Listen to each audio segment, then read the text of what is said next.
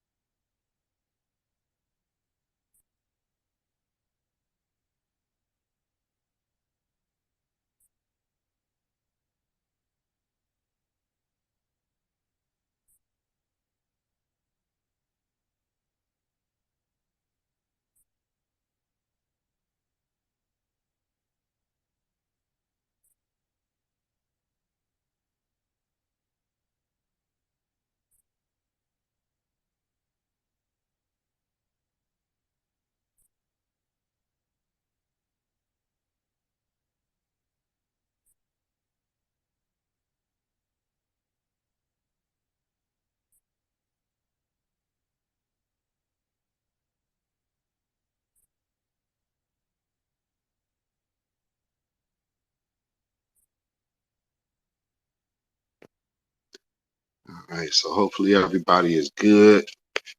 Um, what's going on, Kid Gravity? We are here. We are just having this conversation today. Um, Hopefully this brother gets in here soon. But nonetheless, we are here with the certified truth as we do. That's me, my brother. Of course, I'm Beatzilla PDX, and of course, my brother Black Alpha Network. And right here, this is what we do in our Twitter space.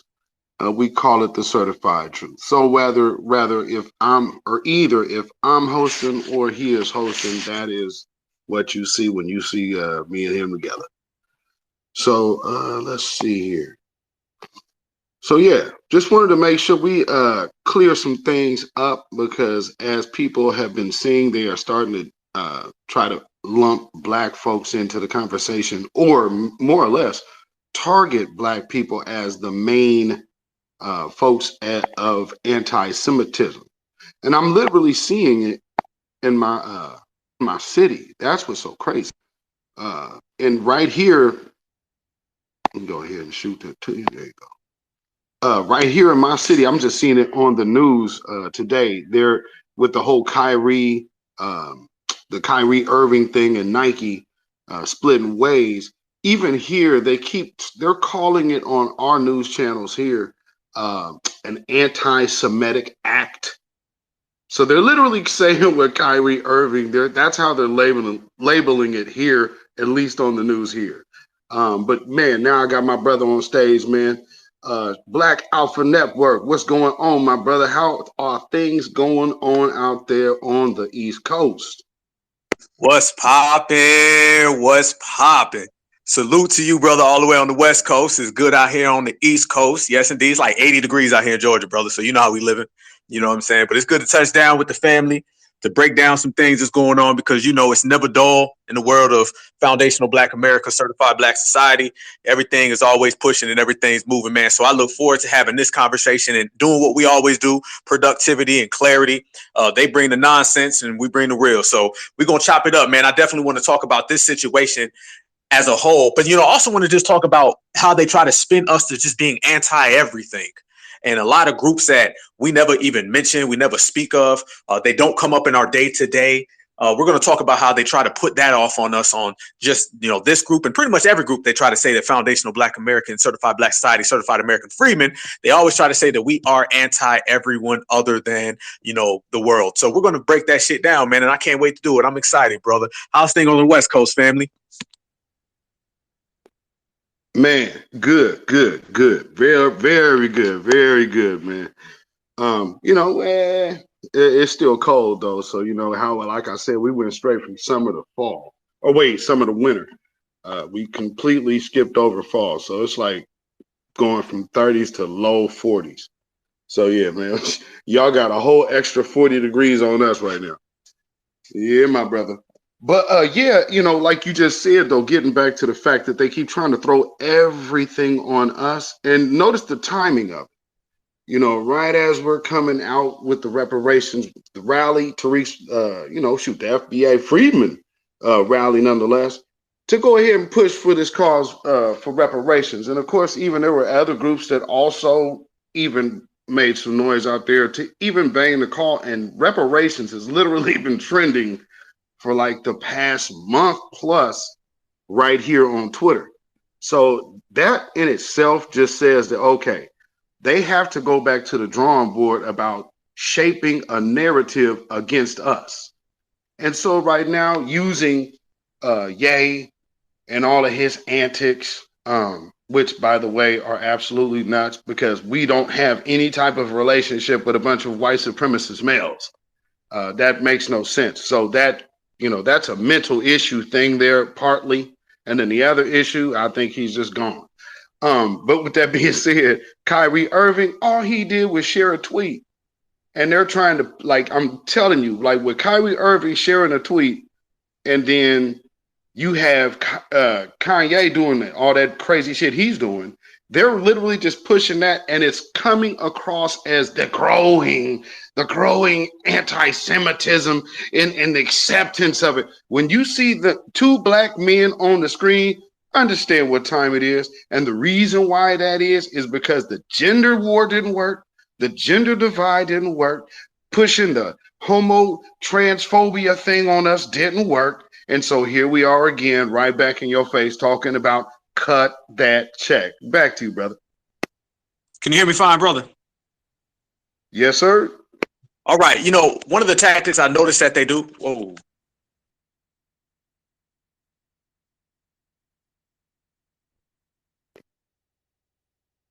Uh-oh. Uh-oh. Lost my brother. Let me see. Let me get that brother back up. Let's see. He might be out there in the woods, y'all. Damn. Yeah, that's that low country Wi-Fi out there. Be hitting them spots. But yeah, like I was just saying, as my brother gets back on up here, we are not a anti-Semitic people. And again, a lot of us, myself included, would say we are Semitic or Shemitic people in the first place. So if that's the case, then no one is hating on anyone. But why is this propaganda taking place? Well, the answer is we are literally ruining white supremacist heaven. You understand what I'm saying, brother? Can you hear me now, family? Yes, sir. Yes, sir. I got you loud and clear, bro. Hey, I've never seen that before. I actually had a delay on a space that I'm co-hosting. I ain't never seen that before, family. Ain't that crazy? Something new every day. No, hey, what I was saying is, family, is the tactics in which they use to try to smear and slander us and put these false narratives are clear as day. Like, I like how you mentioned in the very beginning, anytime there's a claim made about one of us or a false allegation, they speak about it like it's just fact. They'll say Kyrie made these anti this statements, or, Dave Chappelle made these anti this. They never say that this is what people accuse them of. They never say this is what someone feels about the situation. It is spoken of with a definitive statement, and they speak about it like it's an absolute fact, and it's not. And that's one of the easiest tactics in the book. If you feel somebody did something that you can't prove or it's just hurt your feelings, you can't run around and say this is what it is. And you're dealing with major news publications all across the world, from newspaper to blogs, to vlogs, to news networks, major chains. Companies that are publicly traded on the stock exchange. And whenever they speak about us, they speak about things in a definitive nature. But when you start looking at when people harm foundational Black Americans, they speak about it very loose, right? So when we start talking about a picture with Jerry Jones that we physically seen him at, then it turns into, well, we don't know yet. Let's figure it out. Let's wait till the facts come. But when you start talking about Kyrie Irving, a brother, once again, who didn't even say anything, this is the kicker of the whole scenario. Kyrie did not open his mouth and say a word, but they speak about that with a definitive allegation, but everybody else gets some type of loose pass in a docile fashion. So you feel that kind of tactic, family? You know what I'm talking about? I definitely do, brother. And you know what that just shows. What it see, and that's the second part of the title, ruining white supremacist heaven. Because what's happening right now is their tactics are literally being outed before the entire world, nonetheless. Because again, think of how you have to pivot back to Kyrie Irving over what he tweeted to get away from Jerry Jones being at a segregationist mob trying to prevent and harass people from going into schools. Just put that in perspective. And by the way, for anybody who's even slightly trying to put this in your mind that, well, yeah, man, it was so long ago. And, you know, you got to understand that was 50 or 60 years ago. Man, listen, 50 or 60 years ago, these folks hated black folks. 50, 60 years before that, these folks hated black folks. 50 and 60 years before that, they was hating black folks. So I don't need to sit up here and act like Jerry Jones didn't know what the hell was going on. But one thing that's most important, have we heard him? He doesn't even have to denounce a human being. Denounce racism. He can't do that.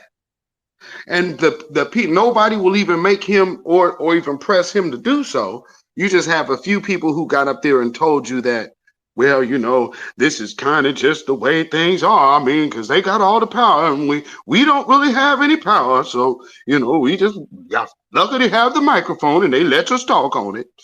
And so they just had to soft shoe it, and that's that. Now they're back to Kyrie Irving being a damn villain.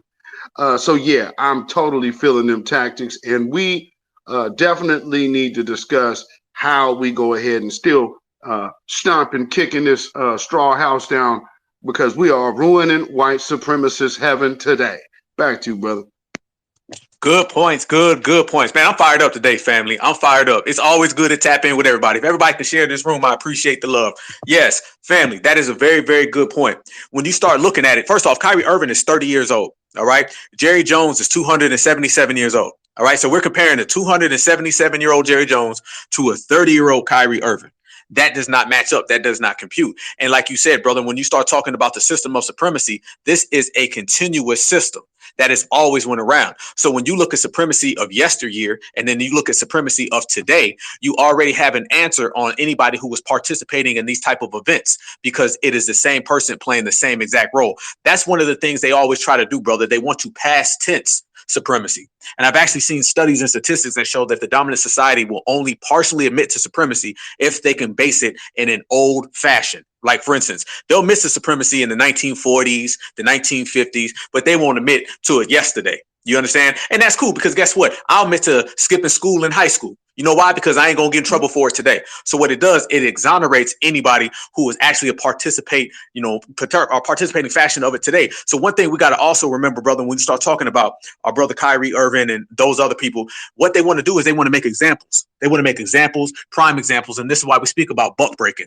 It's a prime example where they want to set the tone that this type of thing can happen to any black person who's a rebel. I'm not surprised that a brother like Kyrie Irving, who already was somebody who marched to the beat of his own drum and kind of did his own thing, I'm not surprised that this is the individual they targeted. We all know they targeted our brother last year for some other things I'm not going to mention, but y'all know what I'm talking about, things he refused to do. So they targeted our brother in that fashion.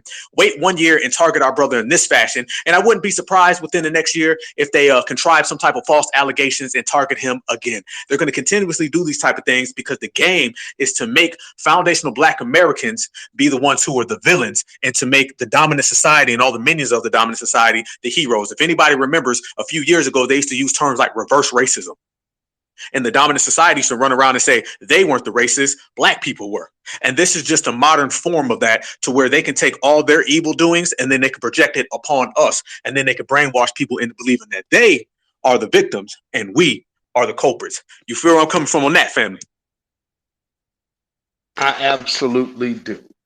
And that's one of the other reasons why I believe it's one of the reasons why they have always been upset at the mayor, because he makes a point that, hey, what one of the reasons that they cut off the date and start the slavery, conversation at 1619 is because they like to skip over the fact of the first ship that came here.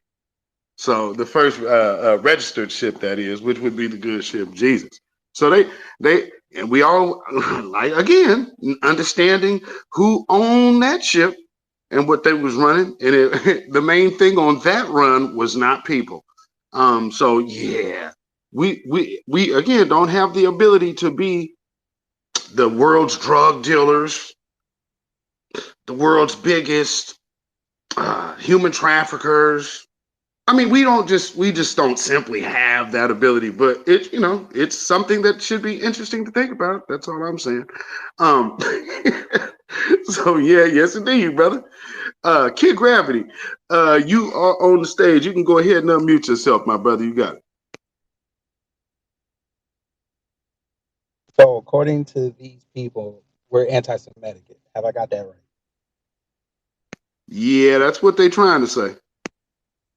Okay, so since we're anti-Semitic, I say, since they want to label Kyrie Irving anti-Semitic, I say we take our anti-Semitic dollars, because why would you take anti-Semitic dollars from a people that's anti-Semitic and spend it with brother Kyrie Irving and these black-owned businesses, since all black people are anti-Semitic, and we just crash the economy? Let's just do that. I think that would be the ultimate anti-Semitic move.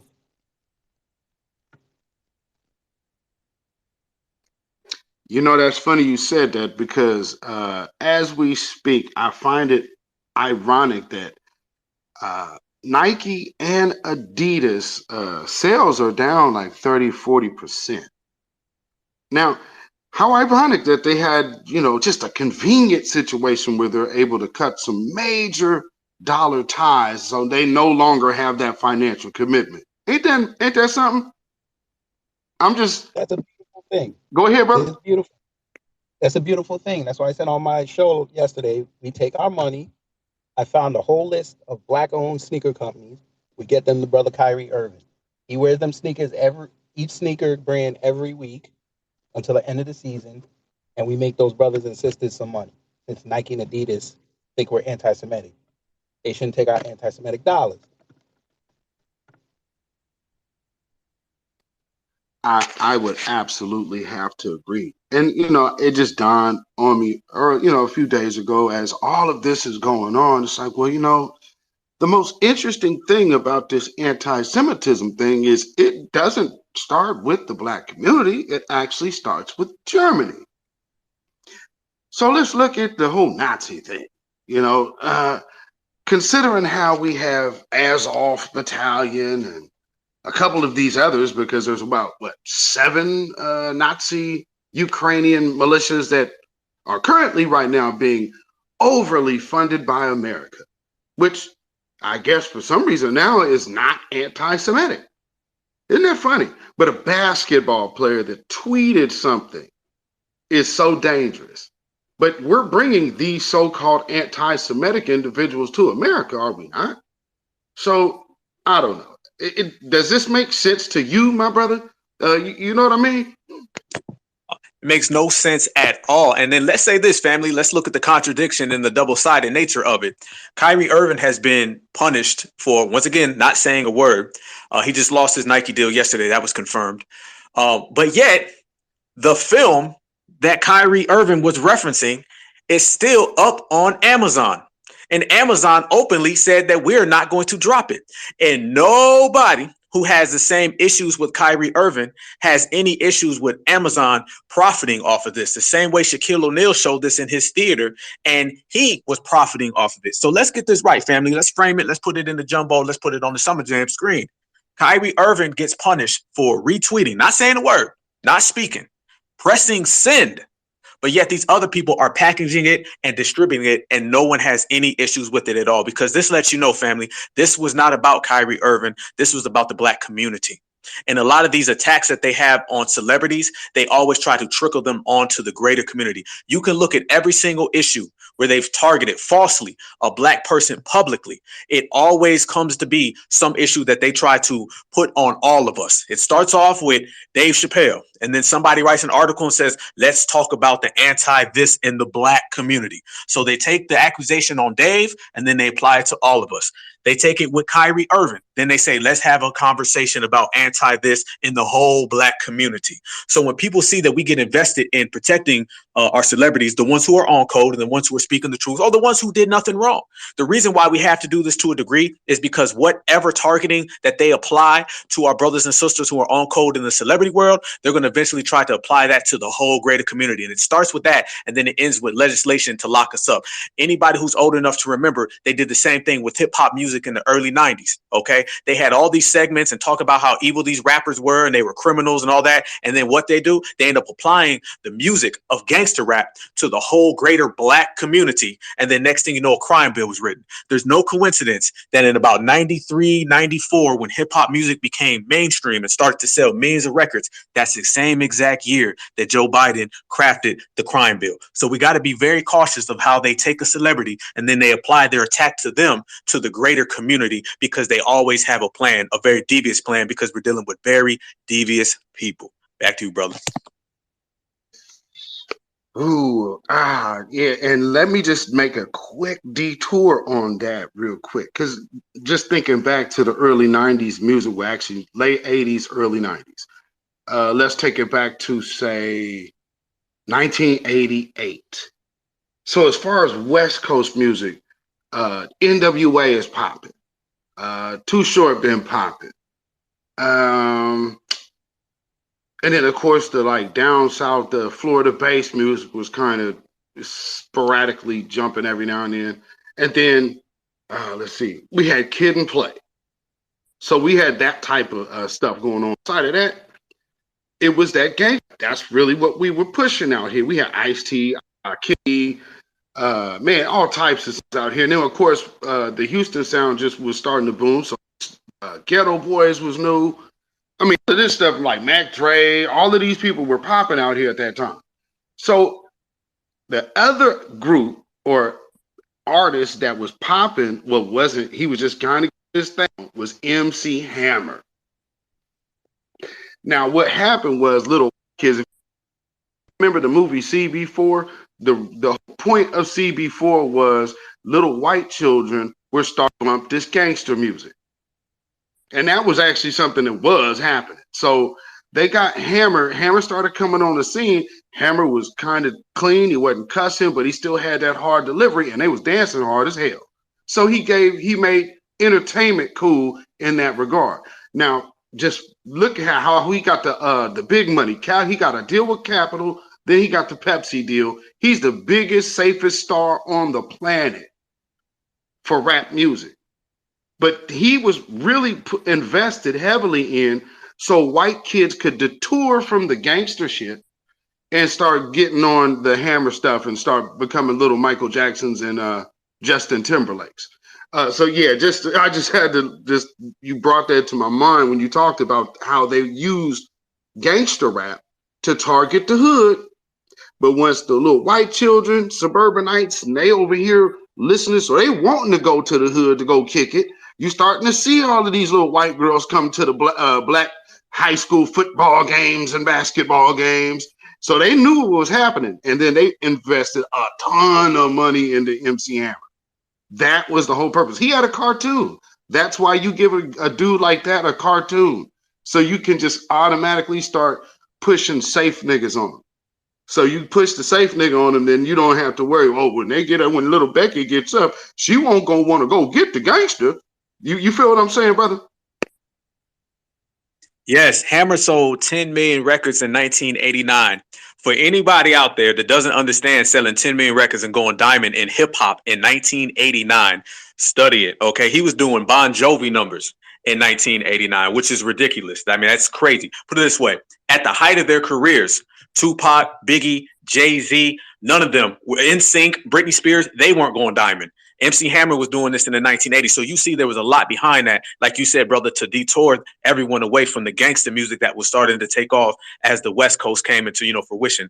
But, you see how it happens. If you go back and you listen to a lot of, mind you, I was like in preschool, maybe. I was like a baby. But at the end of the day, I got older brothers. So when you listen to a lot of the rhetoric that came out from the dominant society and their minions, back then, you can look and you see the same thing happening now. They're doing this with drill music, in particular up in NYC. They don't come after these rappers and these drill music and all this stuff because they got a problem just with the individual. They do this with the plan on slandering our whole community. All right. This is what it is. It starts off with one celebrity and then two and then three. And the next thing you know, it follows to all of us. I'm telling you, you go right now and you look at Dave Chappelle, you look at Kyrie Irving, the baby Bill Cosby, every single one of their scenarios, somebody wrote an article following that. And they said, we need to talk about the anti this in the whole black community. I seen it with Kyrie Irving a couple years ago with Deshaun Jackson when they said that he did something anti-Semitic. They end up saying what?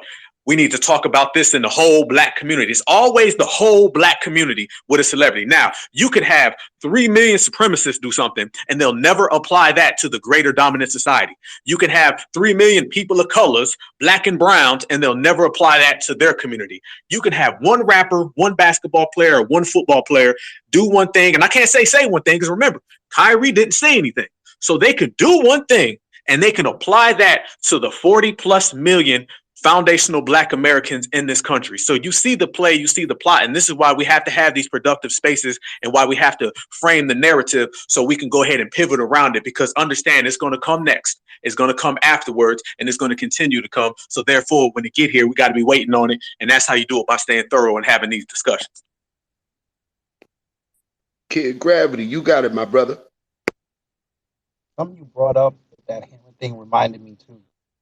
I used to go to bar mitzvahs because of my dad's job, and them kids, boy, they love them some hip hop. They like jump on tables and chairs.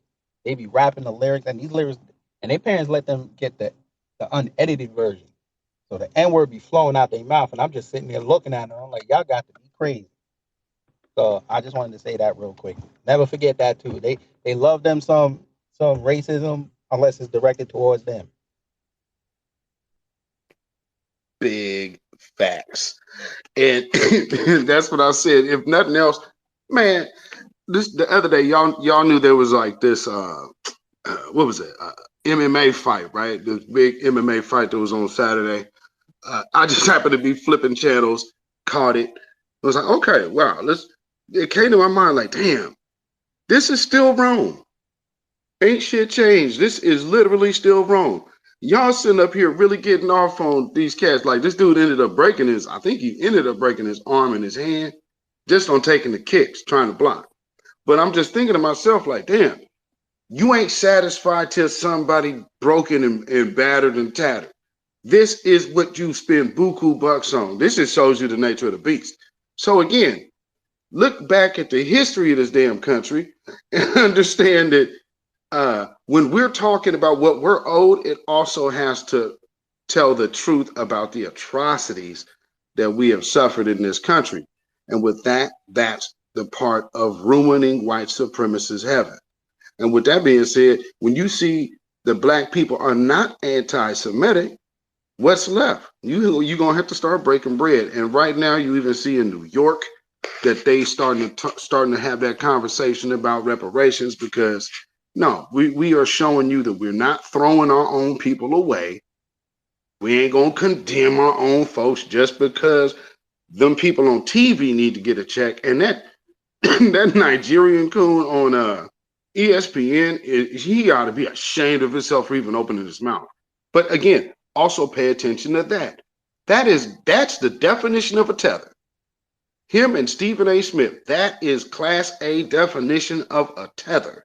Someone who is there to speak for you that absolutely does not represent your values, your beliefs, or your history or your ancestors. So, I mean, man, it's literally playing all of itself out in one little section of the world called Coonville and Foundational Black American Freedmen Excellence. And they stuck between a rock and a hard place, and we damn sure ain't going nowhere. So it looks like it is time to ruin white supremacists' heaven. Can you feel me, my brother? Every time, all the time, family. And I'm glad you brought that up. These undercover tethers, and by the way, I'm having an episode tonight on the Black Alpha Cast on my YouTube channel. Y'all make sure y'all subscribe right now, because we're going to put in that real work tonight at 8 o'clock. So swing over to the YouTube and make sure you subscribe to Black Alpha Network. My brother Beatzilla as well, Kid Gravity as well. He's not here right now, but my brother Afro Elite Torian Reigns as well. Now, I have an episode tonight called Undercover Tether. And the reason why we speak about these undercover tethers is because these are the people who come out and they facilitate all this slander against foundational Black Americans. These are the people who come out and do it. Stephen A. Smith, he's one of these guys running around here doing it. Roland Martin is one of these people running around here doing it. They like to take us and then they attach the same things that the dominant society says about us. They attach it to them and then they carry out all the dirty work. This is why you see people running around saying foundational Black Americans are anti this or we're anti that or we need to have a conversation. Look at Charles Barkley, right? Charles Barkley and Shaquille O'Neal. These are the two undercover, are they really undercover? I guess they just out in the open coons. And what are they doing? They're out in the open cooning on our brother Kyrie Irving for no reason. Shaq sat there with his 7-foot tall coon ass and talked about a movie that he shows in his theater, but yet he had smoke for Kyrie Irving. This is what we're talking about. Roland Martin goes around and does the same exact thing. These were the two people who were caping for Jerry Jones. But nobody ever came to our brother's assistance at all. When Bill Cosby had his situation, did anybody come out and defend Bill Cosby in the celebrity world? No, they didn't. As a matter of fact, people try to distance themselves from him. So we have to be very understanding about who we represent and who we hold down. And we do this based upon being on code. We do this based upon somebody being thorough or just understanding that an attack on one of us is designed to attack us all. That is the play that we speak about right here. So anytime they start throwing around one Black person is anti something, oh, they're going to say we all are. Yeah, because the dominant society, they don't put us in these categories. You know what I'm saying? Y'all know what Tariq says. It's OBN, one big NIGGA.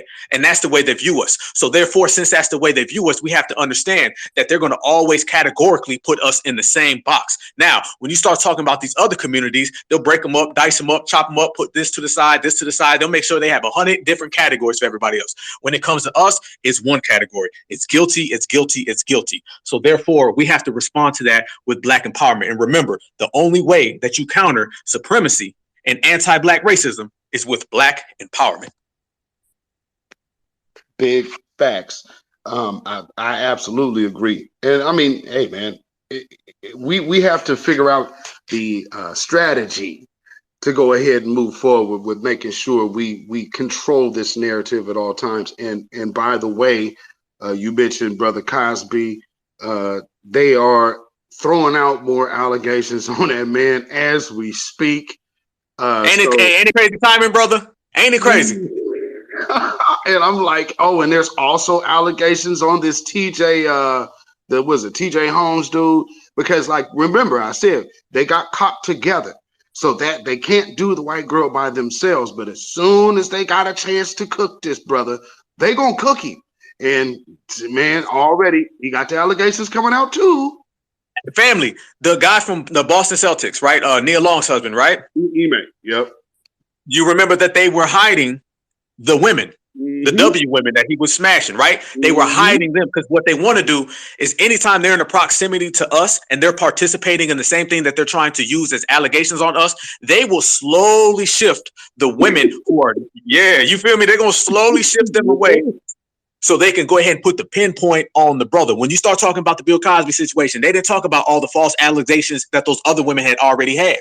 When you start talking about the Kyrie Irving situation, they leave out all the details and the nuances, like Kyrie never said anything. He just pressed in. They leave all of that alone and they'll take anybody out of the frame that they're not targeting. And then they'll specifically target the brothers and sisters that they want to come after as the slander and the smear continues.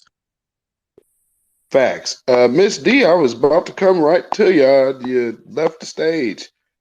Hopefully you're still in the room. You can come back up if you want to. I know some people might be in traffic or whatnot, so you might have to end up dropping a call, but come on back up if you get the chance, if you want to. And if there are any detractors of what we are saying today, you definitely can come up and tell us why Black folks are anti-Semitic. Or tell us, that we should not seek to ruin white supremacy. With that being said, we do have D back on. Oh, wait, where'd she go? No, I was just going to see. I didn't know if y'all had touched on the allegations about Bill Cosby again came out yesterday. But as soon as I raised my hand, you said it. So that's why I took my hand down.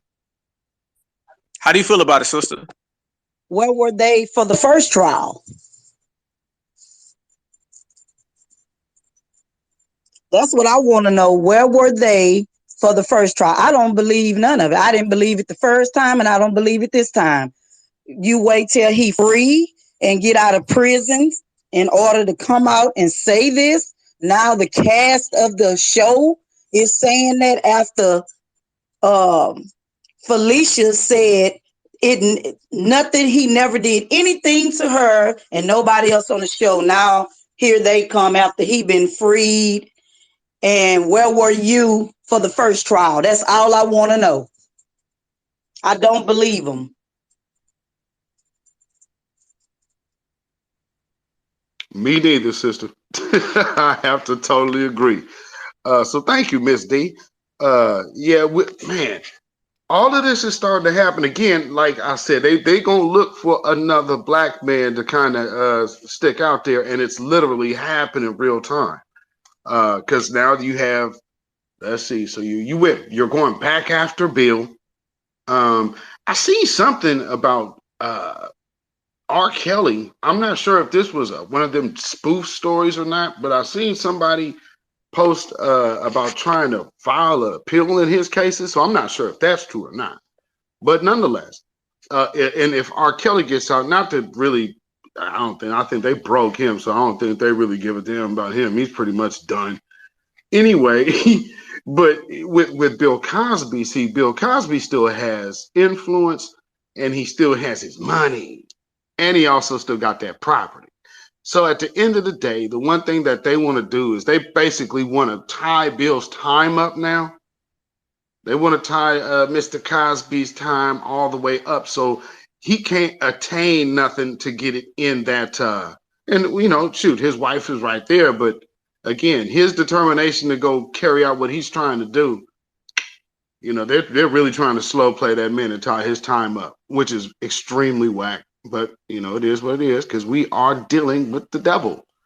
But with that being said, brother, another thing that I am seeing, we've been anti pretty much everything. We are making such a pivot when you talk about anti-Semitic. Now, one of the things that they always say to us are that, well, there was people, the Jewish people that were in the civil rights movement and all of this. Well, yeah. So, okay, if you guys helped that, there's people who, for better or for worse, are behind starting the NAACP. One thing's for certain. Certain individuals, have a heavy interest on our media. So with that being said, my brother, let's look at what on the media side of things. Have they not went and cornered the market on all of our media outlets, starting with BET? Oh, family, let me say this, brother. Let me piggyback off something you said a moment ago, brother, about basically how they'll try to time us out. Supremacy is always trying to time us out. That's the importance of tangibles, of getting things that can be touched, felt, seen, like right here, right now. Because what they're trying to do is what they've always done is just sit back, relax, and just wait for things to go on. And they want to tire us out. And then eventually they want us to get old and get tired. And then from generation to generation, a lot of things get lost in translation. So that's really what they're trying to do. So we got to understand that every single moment, every living moment that we have, it has to be going towards Black empowerment. If you're not building today, then you're wasting tomorrow. So we got to make sure that we're doing that. And to answer your question, family, when you start talking about the media and the backstage things and the puppet master things that occur, we have to also understand that this is why the new Black media is in such attack mode and the censorship is so heavy, is because we're providing the opportunity for brothers and sisters to see the light. It's to the point now where it's not like brothers and sisters watch mainstream and then kind of deal with the new Black media. No, brothers and sisters sit down and watch the new Black media every day, like it's must-see TV. And that's the way it's supposed to be, and that's the way we should have done it years ago. But now with the advantation of technology, we have the right. So yes, brother, you're absolutely correct. In terms of the BTs of the world, the CNNs and CBSs and all the people who control that in the backstage channels, brothers and sisters in this era have framed that. That was like unknown knowledge back in the day. Brother, how many times did you used to have to tell people that BET was not owned and operated? I'm just talking about recent years. How many times did you have to tell that to Black folks? Because they would be shocked. They just thought, you see B on it. Well, B is Black. There's a B in Black, so that must be for Black folks. And they have hip hop music. No, it works way deeper than that. But this era right now, we've formulated a plan to where people see that and we understand it. Just on Sunday night, when you had Tariq Nasheed and Jason Black, and I know our brother Professor Black Truth speaks, as well as other members of the New Black Media, myself included. We have loyal fan bases. We have loyal people who come and they sit down and they relax and they listen to our show for 1 hour, 2 hours, 3 hours. They share it. A gentleman just told me the other day he listens to my program with his grandchildren. Salute to him. This is the type of energy that we need to combat that. We have to have people who go around it. And this is why the censorship is so big, because we go around a lot of the mainstream ways of doing things. There used to be a barrier to entry, and they used to stop us from coming in. But when we found alternative means to get the message out there, this is when they got real shook. And this is why they're very shook right now, is because we don't need to go through the main channels and deal with these massive conglomerates to get our message out to the people. The people are getting the message through our day-to-day communicating and networking, and that's what makes us stronger. So these other nefarious people who control things from the back and they like to manipulate items and do things of that sort, we see it all. We see it all. We framed it, and now we move on past it and continue the message. And I would say this for people who talk about how they helped us out in the civil rights era and, they did this for us. I don't know if that's them trying to write a pass saying we can false claim against you and we can make allegations against you guys. And, you owe it to us because we helped you 60 years ago. Nobody has helped the planet more than foundational Black Americans. And it's funny how when we tell people that we deserve respect for all the help that we've done, nobody wants to give it in reciprocal fashion. But yet somebody will harm us, say, y'all can't say nothing back, because we helped y'all a long time ago. When you start talking about freeing people and all these things, foundational Black Americans have helped free people that never gave us anything. The original Black Panthers, okay, they were a brigade. And this is not the Black Panthers from the South, and this is not the Black Panthers from Oakland, California. All right, this was a military brigade in World War II, and they helped free a lot of Jewish people. So we need to understand that. We never use this against anybody because, like I said, we stay in our own lane. We focus on our own items, and we ain't got no hate and no smoke for nobody. But it seems everybody has it for us. And anytime we respond, they try to make us the villains. But what they don't like today is that we refute and we reject anybody trying to do this reverse racism, reverse discrimination, and we call a spade, meaning that we are about our own business. And quite frankly, we do not even think about them. Absolutely. And that I know sometimes that does absolutely burn them up. That's one of them. Their big pet peeves is being ignored. But nonetheless, living out here, you learn how to do that very easily. So, and on top of that, man, y'all just do not know. But with that being said, you still have to be accessible. You know what I mean? So, because you have to deal with everything out here. We got this is like the beige section, like the cultural melting pots. You probably get to about the shade of beige. But yeah, that's just the matter. With that being said, though, all of the real estate here, Kid Grab. All of those the real estate owners, say the people who have their names on buildings here, just crazy. That's all we could say.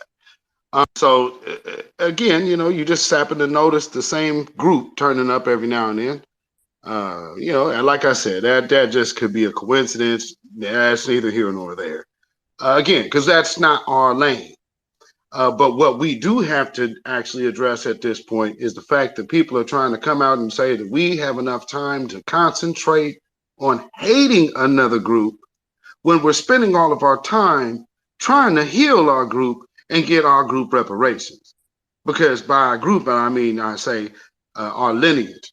So, understand, that's our main focus. I don't think we have much time to be hating on anybody if we're trying to get paid. We trying to get healed here. So can we get this check? But that's the whole point. Because again, it's the second part of this conversation. That's why you're seeing the first part of this title happen. And it's because, and the answer is right after, because we are ruining white supremacists' heaven. Think of it this way. Now you have them actually discussing what's really white. Now, remember, I guess years ago, people was telling us, man, you can't, ain't nobody defining blackness. Who is out here to define black? Now, there was a lot of coons saying that, but who can define blackness? Well, look at these folks now defining whiteness. Isn't that new? We're getting down to the nitty gritty of who white people consider to be white. Well, let's just, for the black delegation, let's just let it be known, all of y'all to us are white. So we just keep it real simple. You feel me, my brother? Family, I was just touching on that the other day. You got to be very cautious and skeptical of people who run around and say you can't define blackness. I heard Stephen A. Smith just saying that the other day. And what they want to do is they want to frame it like all their off-code behavior is just a matter of opinion. Be very careful of the person who throws around the term opinion too much, okay? The term opinion is used to either inflate somebody being wrong or to decrease somebody being correct. And if you go around a lot of intelligent people, they don't say opinion a lot, okay? They deal with facts. If you go around a bunch of ignorant people, they throw around the term opinion left and right. So anybody who's trying to opinionize something, nine times out of 10, they on some bullshit. Brother, do you remember that guy who came in our space? And I think he was trying to get mad at us for not wanting to go see the Woman King. Is that what it was, brother? Was it? Yeah, you remember that, don't brother. You remember he was trying to tell us that our viewpoint and our belief and our approach about transatlantic slavery was our opinion. Remember that he was using the term opinion so he could try to twist us. You remember that, fam? Absolutely. That's exactly what he was doing. He was trying to act like it was an opinion. The term opinion is always used by people who have some type of bullshit reason. Now, if you want to talk about, do you like apples or oranges? Okay, that's an opinion. You like hot dogs and hamburgers? Cool. All right, got it. You like mustard greens, collard greens? Okay, that's an opinion. But don't come to me talking about the life or the existence of our lineage, heritage, and culture and what we've been through 400, 500 years of oppression, the last hired, the first fired, the most disrespected people on the planet. Don't come to me and trying to opinionize that type of existence for us. And this is what you deal with a lot of time. And 9 times out of 10, whenever you hear a black person say it, this is somebody who is basically saying, I want to go off code, but I don't want to be detected for going off code. So let me make it look like swirling is just an opinion. Let me make it look like throwing other black people under the bus is just an opinion. Let me make it look like being a treasonous and stabbing other people in the back is just an opinion. You see how that tries to decrease the validity of what they're trying to attempt. So we got to be very cautious of this. And I would say this as well. Every single other community, like you were just referencing, brother, they have a system in play where it is what it is. All right. If you go to the dominant society, it is what it is. You're not going to throw the dominant society under the bus and say it's an opinion. You go down to Mexico right now and you go sell out the cartels and tell them, well, it's just my opinion, and see what happens to you. You go on over to North Korea right now and you sell out North Korea and tell them, well, it's just my opinion, and see what happens to you. We have to have the same system of punishment in place for those who try to opinionize their off-code behavior, okay? This is what we have to do, and this is what we got to focus on. And it starts with making things clear, making things definitive, and anybody who tries to detour or pivot off of that lane, we got to put them in check and we got to put them in their place. You're not going to go right now to a Christian church and start talking about Allah. All right. They're not going for that. You're not going to go to a mosque and start talking about Jesus. You're not going to do that. Every system in this world has a definitive nature of the code of conduct, the do's and the don'ts. So anytime someone's trying to make it murky, trying to make it blurry, trying to say we don't know yet, those are people who are basically just trying to find a sneaky, devious way of getting off their bullshit behavior so they can infiltrate and bring down the greater good of the community. And typically you see this people who have the anti-black approach, and you see this with people who want to stop blackness in the terms of trying to get us all on the same page and then bring us down collectively. And that bring us down collectively. That is exactly the main attempt that I see at play. Because that's, again, how they are even using the media here, because always remember, media is a weapon. Media is a tool of war. So they are using that propaganda machine just even out here in this city, where there has never been any incident of any anti-Semitic black-on Jew crime out here. There's nothing like that ever happens here. Matter of fact, every time one of the synagogues here are bothered, it's another dub S, straight up. So that has nothing to do with us. So it's funny when you start hearing people start moving into this conversation. Like again, for those of us who grew up around the black church, they said the black community is the hardest on homosexuals. Are you kidding? We just got done talking about BET. How many of y'all remember Bobby Jones Gospel Hour? If you could find me a choir right now with a straight tenor section, man, I got. Let me know. I'll cash app you $5. I mean, if you can find me a gospel choir in America with a straight tenor section, let me know. So, but nonetheless, because of the media being the effective, efficient tool that it is, they were able to push a propaganda so tough that people started literally looking at other black folks. You got black people looking at other black folks like, man, yeah, we do kind of be hard on homosexuals, man. Man, we got to be more tolerant, y'all, man. We got to be more understanding. All the while, this ain't never been an issue because you knew who was who. This has been in our community forever. So, I mean, just when I see these type of things happening, this one is extremely dangerous. This time we have to make sure we push back on this, because when you start saying anti-Semitic and then you start putting the black face on it, that's almost like the Ku Klux Klan going and getting money saying, hey, look here, man, if you don't give us money and help us out, those niggers will be everywhere. I mean, and this is literally how I'm seeing this thing play out. So you're going to start hearing liberal folks like, man, damn, black people are pretty anti. We got this ever growing, and this is the line that all of the news stations here are using. Ever growing acceptance of anti-Semitism. That ain't by accident, family. Every station in my city doing that. I'm supposed to be looking at Fox. I'm supposed to be looking at CBS, ABC, NBC. They're all saying the same shit. So this is one of those things, and it's number one is to target us. Number two is to keep us busy and distracted from our reparations claims. And then three, it's also setting up a future of a different outlook on black people as a group. So, I mean, again, you're talking about, look at 50 years down the road with this type of plan. How do black folks look to you if black people do not check this now? You feel what I'm saying, brother? Family, the rhetoric is very dangerous because it opens up the floodgates for whatever someone chooses to do.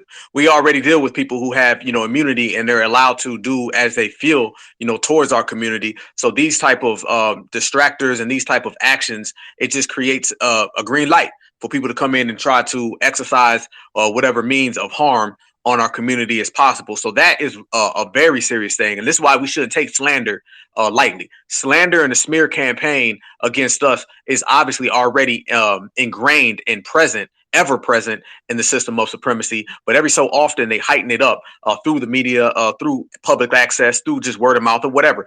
Brother Malcolm X spoke about in the 1960s how the media uses us and they try to portray us as a criminal enterprise. And the whole black people are a criminal enterprise. This notion and this myth has always went on for years. This is how you got the crack epidemic. This is how you got mass incarceration.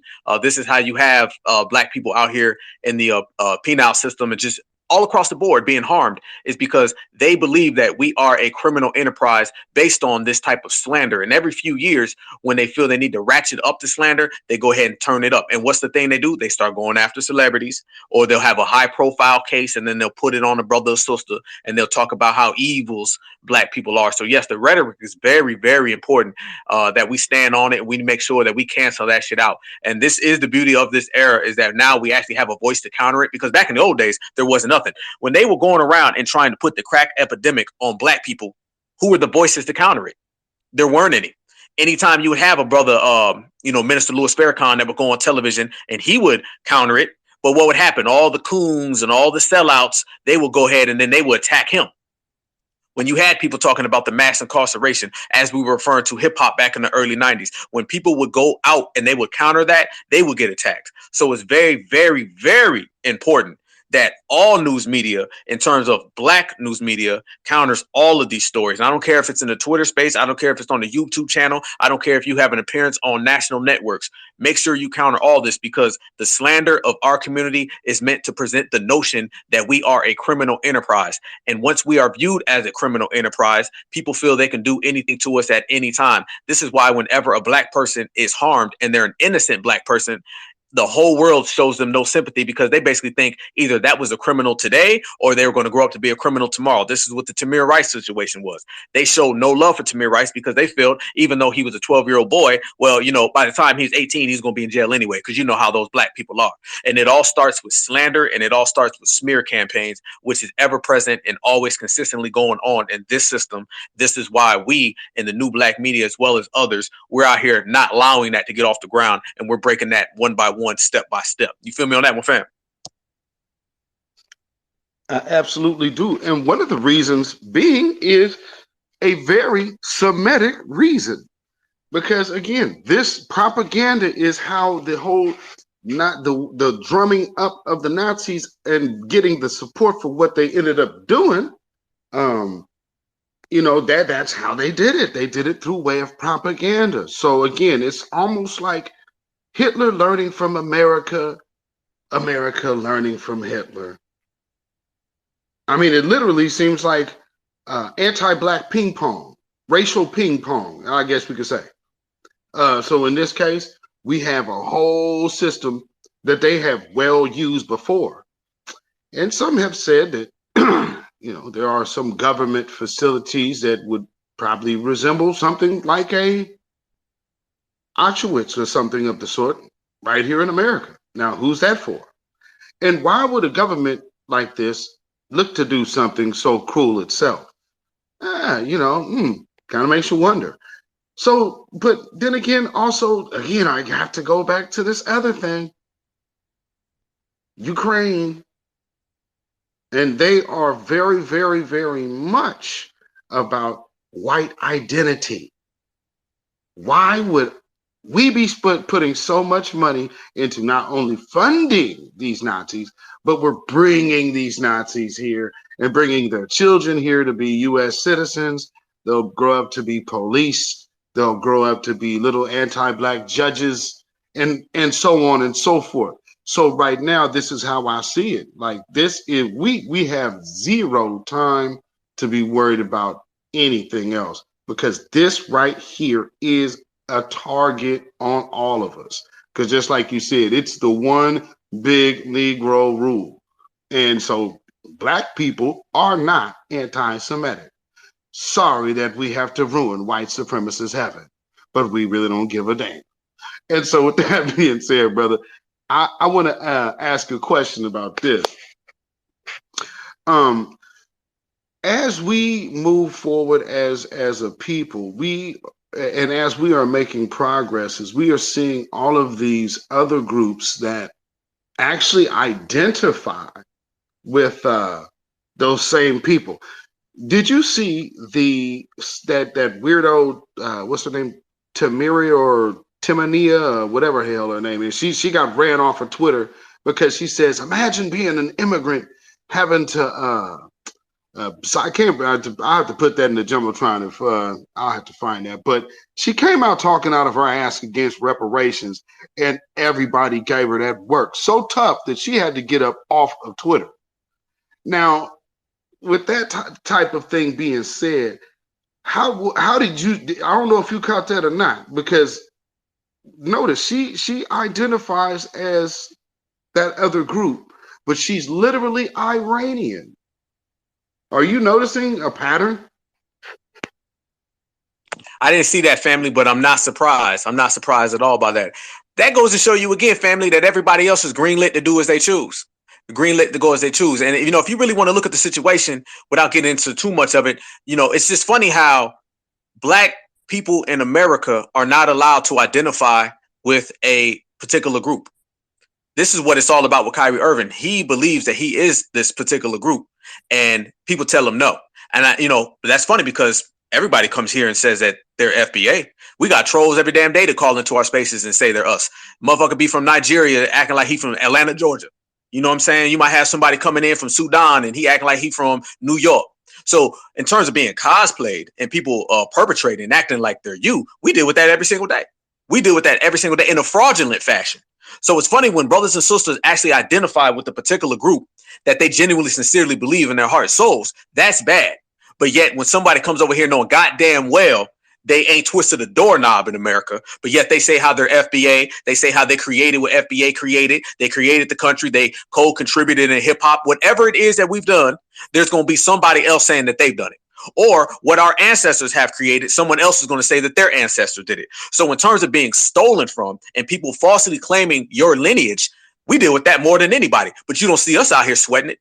So when a brother or sister identifies with another particular group in a genuine fashion, it's a crime. It's wrong for you to feel that you are lineage from those people going back in the day. You have to lose your Nike deal. You have to lose your endorsements. You have to be suspended for that. Imagine if somebody said, I feel that I'm really from California, and then you have to lose your job because you're not allowed to say that you're from California. Imagine somebody saying, I'm really from Alabama, and then you got to lose your job just because you said you're from Alabama. That ain't no crime that you believe that's your lineage and that's your bloodline. Where's that a crime at? You understand where I'm coming from? But yet, on the other hand, people come over here every single day and say that they are us, say that they've done what we've done, say that their resume is our resume, say that our ancestors didn't even exist, theirs did, said they built the country, we were nowhere to be found. So you see the contradiction here, and I go back to the person you were just referring to. It's funny how that individual can say that that's their bloodline and that's their lineage, and that's okay when they do it. But let a foundational Black American say and do the same exact thing, then you see what it is. So anytime you see this type of racial contradiction, then you know it's anti-Black racism in the building. And that's exactly what we're seeing right now. Basically, everybody can do whatever the fuck they please, but Black folks have to walk this tightrope and do as people tell us to do. And they don't like this no more, is that we're refuting that system, we're breaking that system, and we're doing as we please. And if they do not like it, they're going to have to get down and lay down. And that's the best part about it right now today in this era, is that we're not operating based upon the rules that someone put on our shoulders. We're operating based upon our own morals and our own decisions. And when you have foundational Black American, certified American freemen operating off of their own decisions, then things get done. And that's why you've looked and things have been getting done. And we've done more in the last 5 years than they've done in the last 50. And by simple math, that means 5 years from now, we would have done more in 10 years than they did for the last 100. Family, we're doing century numbers. Let's keep up the good work. Big facts, brother. Big facts. And absolutely, man, because the type of movement that we are seeing now and the type of traction that we see now, and not only that, the amount of pushback that we get from the mainstream. You got people in the White House talking about getting their news off of Twitter and watching people off of Twitter. That there's something there. And I'm telling you, just prime example of the censorship. I did a 4-hour broadcast Friday, and YouTube hit me immediately and was like, "Yeah, Disney's blocking this." Okay, I'll let the little clips go because I did 4 hours. I mean, okay, cool. Family, they butchered my video down from 4 hours to 32 minutes. That's how much of they didn't want what I was saying out. They just butchered it because they couldn't say I put anything out there that was lying or anti anything. I just, when you share information the right way, and that's what definitely what Kanye got on. Kyrie, on the other hand, didn't do anything wrong. Where they trying to punish Kyrie is actually sharing information the right way. Because for that, and right now, what they're saying here on this news media around here is that him sharing that information is anti-Semitic act. That type of wording is not cool, because what they're trying to do, if you're paying attention, they're trying to control how we communicate with one another. That is the big issue. Because right now there ain't no Roland Martin. Y'all gonna pay attention to Roland Martin if he come out here and say something to you? Y'all gonna listen to Al Sharpton? they know them people ain't listening. Look at Tiffany Cross. They just kicked her out like lickety split, no problem. And so just look at how things are changing. Byron Allen got this griot. Where they at? You know what I'm saying? There's nobody checking for that. Fox Soul, what's popping with them?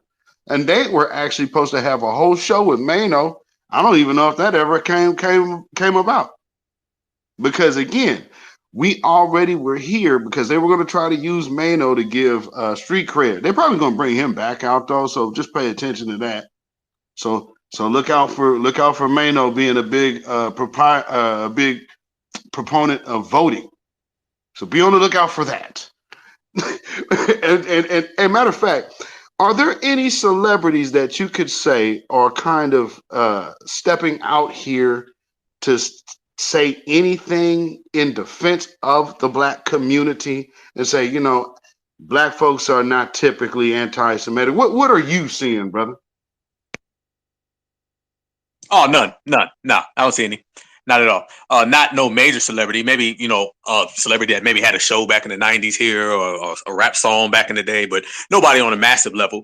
People want to speak about the LeBron situation. And I like LeBron. I know LeBron catch a lot of red. I like LeBron, but I like LeBron on a basic level. If LeBron James wants to build a school, I support those type of things. If LeBron James wants to talk about some police brutality here or there, I support those type of things. LeBron needs to stay in the I play it safe era because he's better on the I play it safe era. And that's okay. That's what he does. Not everybody's going to be on the front line. Not everybody's going to be the warrior. You understand that. But what I did not like about LeBron is how he came out and started talking about the Jerry Jones situation just a couple of days ago. And he was like, y'all ask me about Kyrie all the time, but y'all didn't say nothing about it. That is a fact. But I'm going to put it this way. Dude, 3 weeks ago, you threw Kyrie under the bus. And this is why celebrities really have no play here. And this is why Malcolm X spoke about celebrities aren't leaders, because it causes confusion. It causes absolute confusion. 1 week, you're sitting there saying Kyrie's a bad dude, basically saying everything that the dominant society was saying about Kyrie. Then a couple of weeks later, you try to act like you want to help him. So you kicked him while he's down, and then you extended your hand to help the brother back up. We don't need that energy. When you're dealing with the dominant society and you start dealing with these celebrities, these people are beholden to the dominant society. You're talking about people who have billions of dollars and still don't make their own decisions. The type of energy that they bring into the community is too inconsistent. And we understand that white supremacy is not inconsistent. It's a day-to-day thing. Therefore, our consistency of Black empowerment has to be a day-to-day thing. We cannot have people come in 1 week, kicking another brother, and then the next week trying to help the brother up. 1 week you're going against supremacy, the next week you're trying to side with it. We don't need any of that. This is why you got the Jay-Z's of the world. Jay-Z will go around and he'll do a couple of small items and bail some people out of jail. The next thing you know, he'll throw the whole fucking community under the bus. These people here. And a lot of it is what I call Black grassroots imposters. They sit back with their arms folded against the wall and they watch and they examine us. I wouldn't be surprised into some of these Twitter spaces. This is why you start seeing the Roland Martins of the world pop into these Twitter spaces and all these other characters that pop in here. They find out what is a hotbed for Black intellectual thought. They show up in these spaces, either overt or covert. They monitor our terminologies. They monitor our narratives and our talking points, and then they use them. They do not use them for the means of actually betterment. They use them for the means of looking like they're on code while they do off code things. This is why one celebrity will say something that look on code. It'll look real good. They'll start talking about all of our terminologies, all our phrases and everything. But then the next week they'll do some shit that's completely off code. And that's the type of inconsistency that we do not need. Those are the type of inconsistencies that I cancel out. It's either you're going to be 24/7 code, or your ass is going to be off code. And if you are off code, or if you just a basic, because some people are just basic, stay in your basic lane. Because it's funny how they'll talk about voter rights, but they won't talk about reparations. They'll talk about vote blue, but they won't talk about tangibles. Have you seen any celebrities come out and speak about reparations? Now, we just had a reparations rally in Washington, D.C. They all know about it. Everybody knows about it. But they didn't ever speak for it or advocate it. It takes 2 seconds to tweet out the rally for reparations. If LeBron James is so down for the community, if he represents us so well, and all these other people who act like they're all the way entrenched, if they're so down, it takes 2 seconds. Jay-Z, Beyonce, they'll show up quick. When Tamir Rice is harmed or Freddie Gray is harmed, they'll show up real quick to those situations because you can play with that. The Democrats play with black folks who get harmed. They put them in and basically say the Republicans are bad, vote Democrat. So they'll come to these situations very safe. Talk about reparations.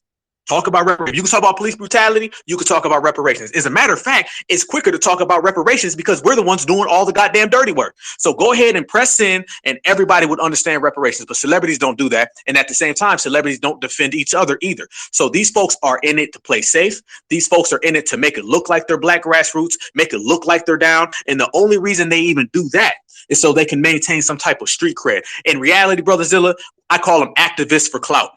These are activists for clout. They're not really in it for the betterment of the community. They're in it so they can portray that they're down for the black community, so we can go support their slave movie that they got coming out. We can go support their Tether movie they got coming out. If it wasn't for these slave movies and shit, they wouldn't do anything. Will Smith has got a slave movie. They wouldn't be doing that if we weren't out here pushing the line. They're out here trying to make these Whitney Houston movies and all that, which I will not be seeing at all. They're out here doing those things because they know we've been riding for our foundational black American legends. There is this whole push right now for everyone to act like they're black grassroots, but in reality, they're black mainstream, and we see through them all. Absolutely, man. We see through them all. And one of the things about that, think of what Stephen A. Smith, his last little Wednesday podcast, whatever that was, where he wanted to go out there scream on all of us. And the funny thing about that part is like, well, dude, you ain't never spoke for black folks. I remember when Keyshawn Johnson checked you. No, that was Terrell Owens checked you. Yeah, T.O. got him. Yeah, he did. Like, man, wow, what's up with you? Oh, hold on now. Stop. It's like, we know what you is, Stephen A. You were Stephen. And we have these folks, man. I was listening to and that's what they cut out of my broadcast, is my breakdown of how these dudes are basically admitting the systematic admitting the system of white supremacy, and then literally basically saying this is all we got. And I was like, well, wow, that's like the coon speech. Well, you know what you need to do if you want to succeed in this life. Now you got to know how to just duck your head, and you smile and you say yes sir, no sir, no ma'am, and yes sir, ma'am. And it's like, whoa, y'all really on TV talking like paid slaves. So I brought that to the forefront, and just look at how many hours they shaved off of that. You talking about what? Maybe at best 9 minutes worth of video.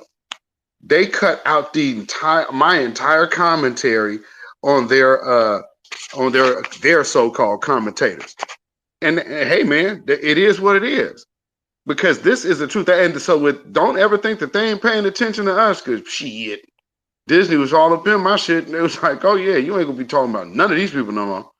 So yeah, and here's the other problem with this raccoon class. They're protected. They're protected by buku bucks. So understand, even though they're protected, we still penetrating through. So as long as we show that they aren't effective, that's the whole point. And so I think another thing we could do is call out these individuals, because you don't let these people sit up here and target your damn community. And so if they keep, now you see why the NBA literally kept most of these players quiet about Kyrie. I hope y'all just caught that. There's an agenda right there. So yeah, don't none of y'all niggas get out there and say shit on his defense, because we got this thing we working out here. You feel what I'm saying, brother? Oh yeah, fam. You see how the parallels between slavery and the plantation and today is completely intact. Especially when you start dealing with athletes. It's the same exact way. It's the same way back in slavery, where the house nigga would have his ways of doing things, and then the field nigga have his way of doing things. And if you ever cross that line, you would be punished. They put together a system in place, straight up and down. It's the buck breaker. Literally nothing has changed. It's still black people doing slave labor for no results, for no monetary gain. It's still the dominant society benefiting off of that slave labor. And it's a system in place, like Dr. Claude Anderson speaks of, about meritorious manumission, which basically finances people for selling out other black people. And you have these thirsty backstabbing people who are always willing to sell brothers and sisters out. As Dr. Claus said, and salute to Dr. Anderson, Dr. Claus said it best. He said, you show me somebody that's willing to sell out the black community, and I will tell you how much money they're going to make. That's exactly what's been going on since day one. They understand that if they were to go and support Kyrie Irving, then they would be punished for it. The same way that if you were to go support your brother or sister who defied the slave master, then you would be punished for it. That is meritorious manumission. And they get paid in butter biscuits with frosting, with goddamn sprinkles on it. Some of these motherfuckers is willing to do it for crumbs. They don't even want the whole biscuit. You could just give them some on the biscuit and then we'll sell brothers and sisters out. Kilo O'Neal, Stephen A. Smith, Clyburn, all these people, Charles Barkley, you could look at them in their face and you could see that they got that counterfeit. See, brothers and sisters, out here today, we are living proof of our ancestors. We represent the certified ancestors from the past. And for us carrying on the legacy of the certified ancestors, you have a bunch of people who are carrying on the legacy of the coon. And that person still exists today. So the ancestors of the coon are still ever present out here in the world today.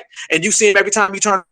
You see them when they out there throwing that foosball around, basketball around. A lot of them is out here tap dancing and buck dancing all over the place. So we're just carrying on that energy, and they're carrying on that false energy. And it's still that civil war battle between the certified blacks versus the counterfeit blacks. And the counterfeit blacks, they obviously operate in a different level than we. And it's called being passive, being docile, and being submissive. And they won't change it for the world. You feel me on that one, family? Yes, I do. I don't know why the hell that hand keep coming up. It's crazy. But absolutely, brother. See, the one thing that they've been so used to is having their safe, docile slaves being the face of manhood. But they had to know when they started rolling out Billy Porter's like, well, nobody was just gonna mass migrate over in that type of lane, man. So what happened? You had to start relying back on what you know, the grassroots, the people next to you. And there it goes. The rest is history. Because at the end of the day, what's happening in these spaces, and I would have to say now, probably half of the people in these spaces are in Clubhouse or agent provocateurs. Because you have to understand, when the black folks start talking and they always want to disrupt how we communicate with one another. Why would you think that they have so much invested in us denouncing Minister Farrakhan? So right now, what they're doing is now, okay, well, y'all ain't going to denounce Minister Farrakhan. So basically, this is almost like we going to get back at black folks for not denouncing Kyrie. We going to get back. You understand what I'm saying? That is the line of this growing acceptance of anti-Semitism. That is exactly where that's coming from. These niggas won't do what we say.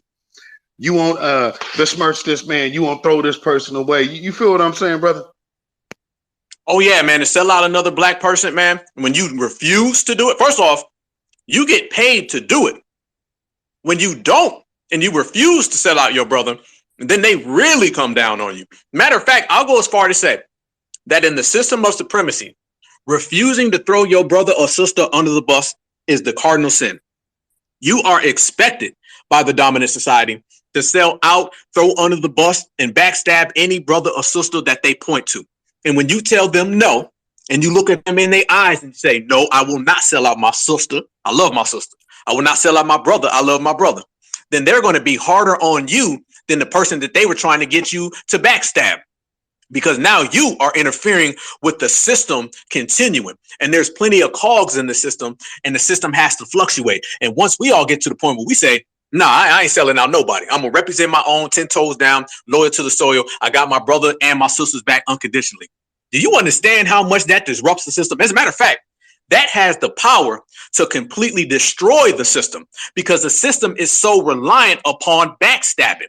So once brothers and sisters do not backstab each other no more, then we are in a position to where we can bring down the system of supremacy and obviously replace it with black empowerment. So that's why in this era right now, us being galvanized, us being unified, and us being intertwined is the most powerful thing I've seen. When we sit down and we permeate and radiate true foundational black American love and true black American unity, That is the thing that threatens them the most. And if nobody believes me, that's why when we were in Washington, D.C., they had motherfuckers all up on the roofs watching us. They were doing that because they seen that we were on code, we were on game, and we were standing next to each other. And that there is the biggest threat to the dominant society and the system of supremacy. Absolutely, my brother. Iron Malt, you can go ahead and unmute yourself, brother. You got it. Thank you, and hello to everybody. Good topic. And as far as people backstabbing you, I'm in the aviation industry. It's the biggest backstabbing place you'll ever be with our own trying to cut your throat daily. The white person know if you say something that's not even against them, just a pure fact, or even looking in that direction, they know they can get one of us, go and cry and complain to them, tell them how good they are, and you see all these Negroes come up on you talking about what you doing. It's just a pure fact. Saying I've been if you look at my Twitter and stuff, and even Facebook, so I've been talking about it for the longest. Saying like Black Alpha was saying. He said, if you had some people at work that would say, no, I'm not going to throw my brother on the bus, and you derail the whole system right there. We just won't do it. We are scared. It's pitiful. Saying I do contracting. I was direct. I was contracting. When I was in direct, it wasn't no even contracting. No supervisor ever said, hey, that guy don't work. That guy's asleep. Hey, that guy don't know what he's doing. I always knew what I was doing. What was going on was the floor people didn't like that I knew what I was doing, especially being a black person in avionics, to be, for fact. And they were just some sheet metal workers or just working supply, or they was fellow avionics guys. And guess what? They're like, how that Negro knows that? Well, I've been working it for 20 some odd years. That's how I know. But the thing is, I've seen it time and time again with other brothers. I had one guy in Waco just walked out. And this guy had more than I had. He had FCC, his AMP. He was also avionics, and he just like, that's it. I'm going into trucking. Come to find out that this guy where I was contracting at was at the same facility I was at over here in Texas, in Greenville. Came to find out he was let go by the same black supervisor, and the same black HR rep walked him out. That's how hard it is. That's why I tell people, I was told from one of the places I was at, man, just keep your head down, don't say nothing. And guess what? Whatever they say is right. Whatever they say is right, man. You just gotta, bend down, just go and get your retirement. But I was said that in service also. It's just pitiful how we act. We big and bad everywhere else. Oh, we'll knock a nigga out. We'll do this. We'll do that. We so bad. But when it comes to work around that white man, we docile as a little kitten. It just don't make any sense for us. Shoot, I had supervisors that came up to him, black supervisors. Man, just don't say nothing. And so and so said you did this and that. How can I do this when I just got over here? I said that's what they do. They gaslight. I say they supremacists. They gaslight everything. Everybody's in their feelings, and some of your own will pick up on it so they can make their own selves look good. That get them up there. Like somebody told me at another place, say, Gordon, you're responsible for getting about 3 to 4 people up in leader, supervisor, management positions just by mentioning your name. And I said, well, so be it. And that's how they gotta do it. They gotta slice somebody else to do it.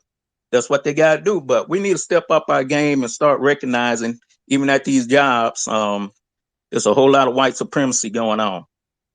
It don't matter what political party or sexual orientation whatsoever, they white and they gonna do it.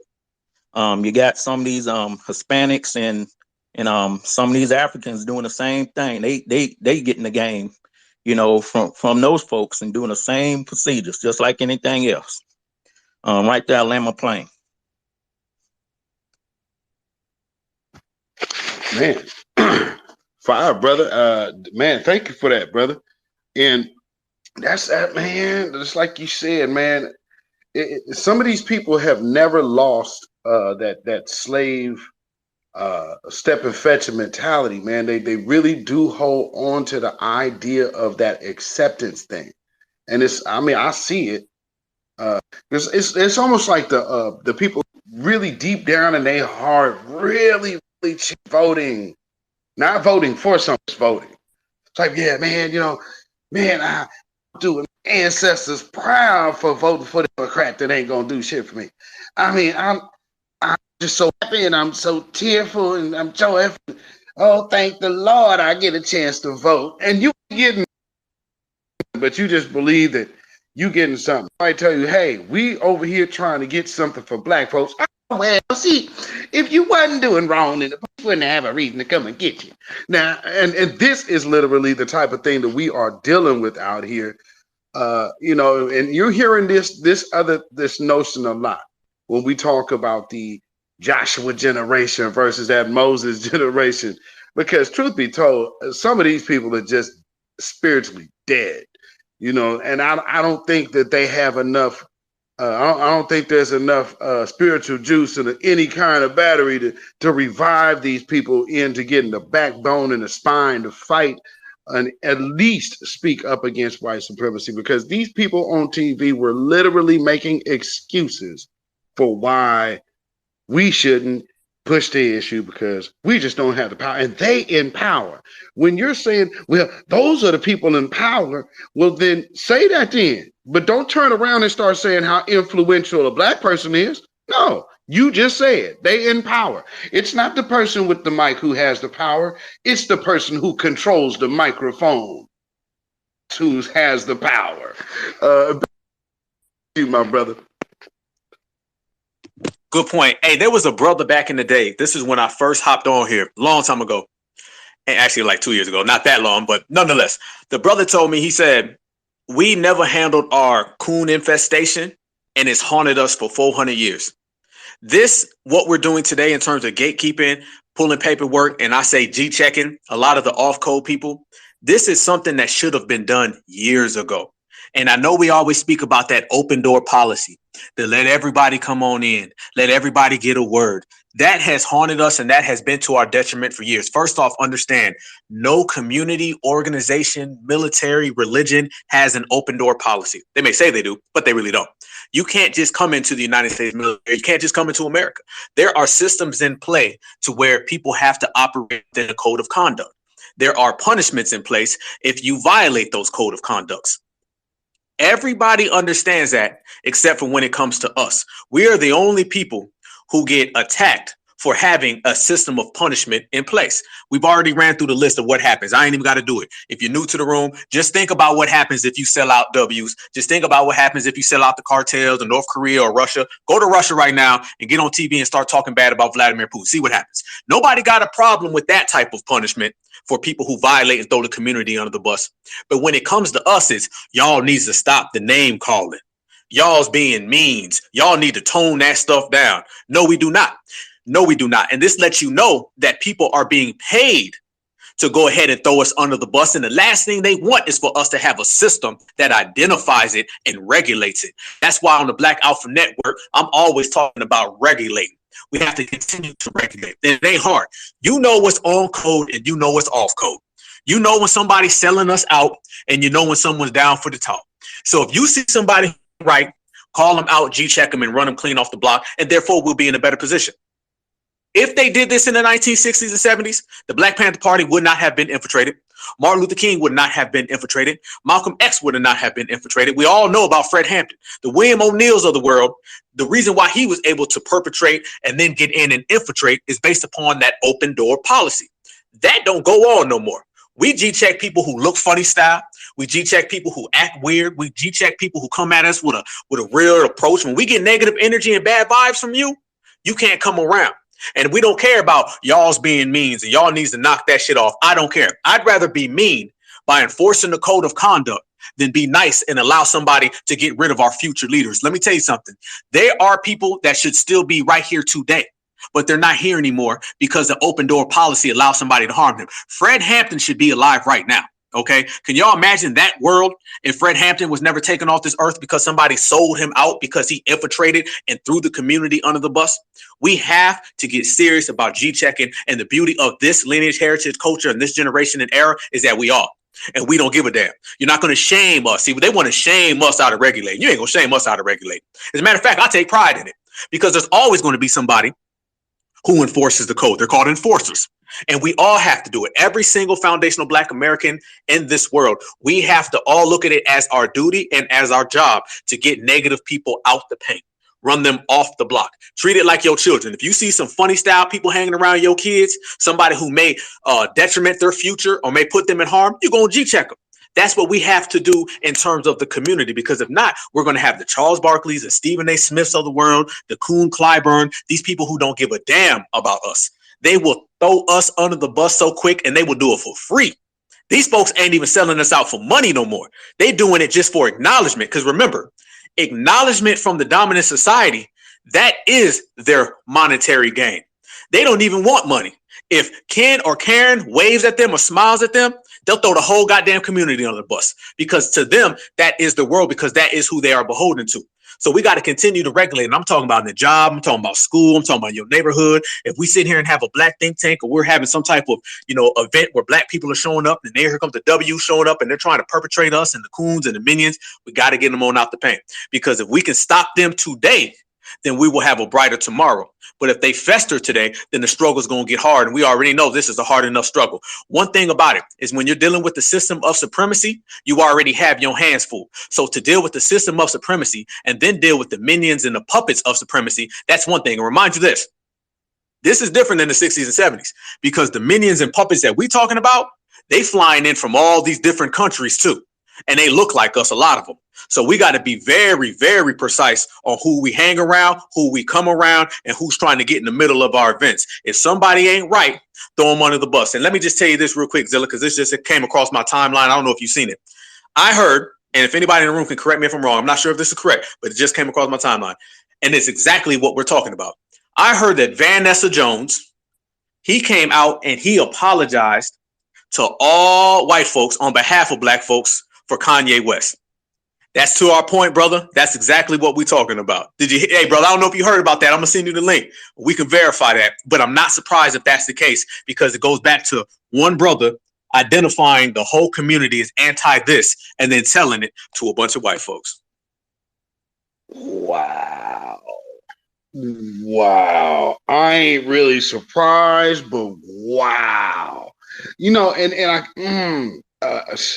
I'm about to get to the next hand, but let me say this, man. See, people like that's treason, man. That is absolute treason. But again, let that also show we ain't the desperate ones. So let that just sink in. That shows desperate behavior. So desperate that Vanessa Crybaby Jones is sitting up here really legitimately. No, if you want to, apologize to white folks for Kanye for yourself, but don't speak for us. Like, didn't you just take that white man money?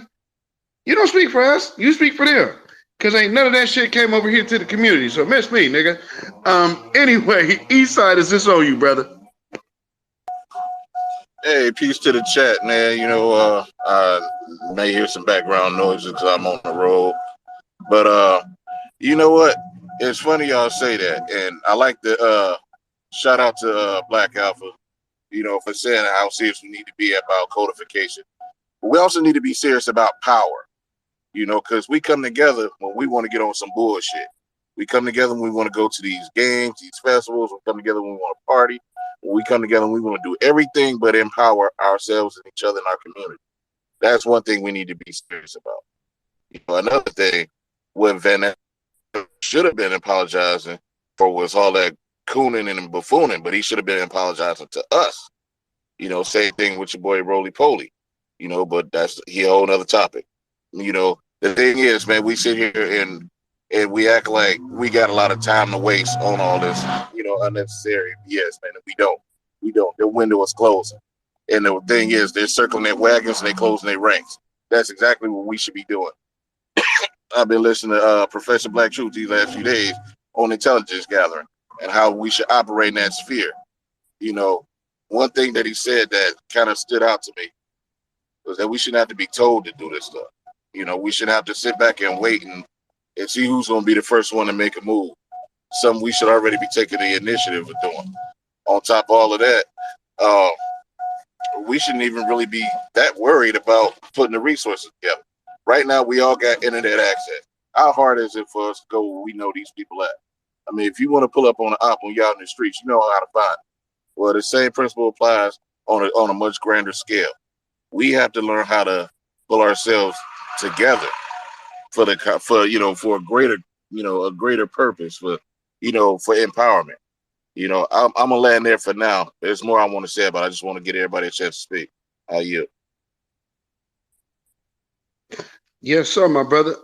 You know, something that you said, you know, I think when I hear some people say, hey, man, you know, that they don't want to go hard or don't want to address white supremacy, that type of individual right off the rip is saying to me, hey, I still hope for some type of acceptance, which, again, it shows two things, because you're dealing, number one, with an insecure about their blackness situation.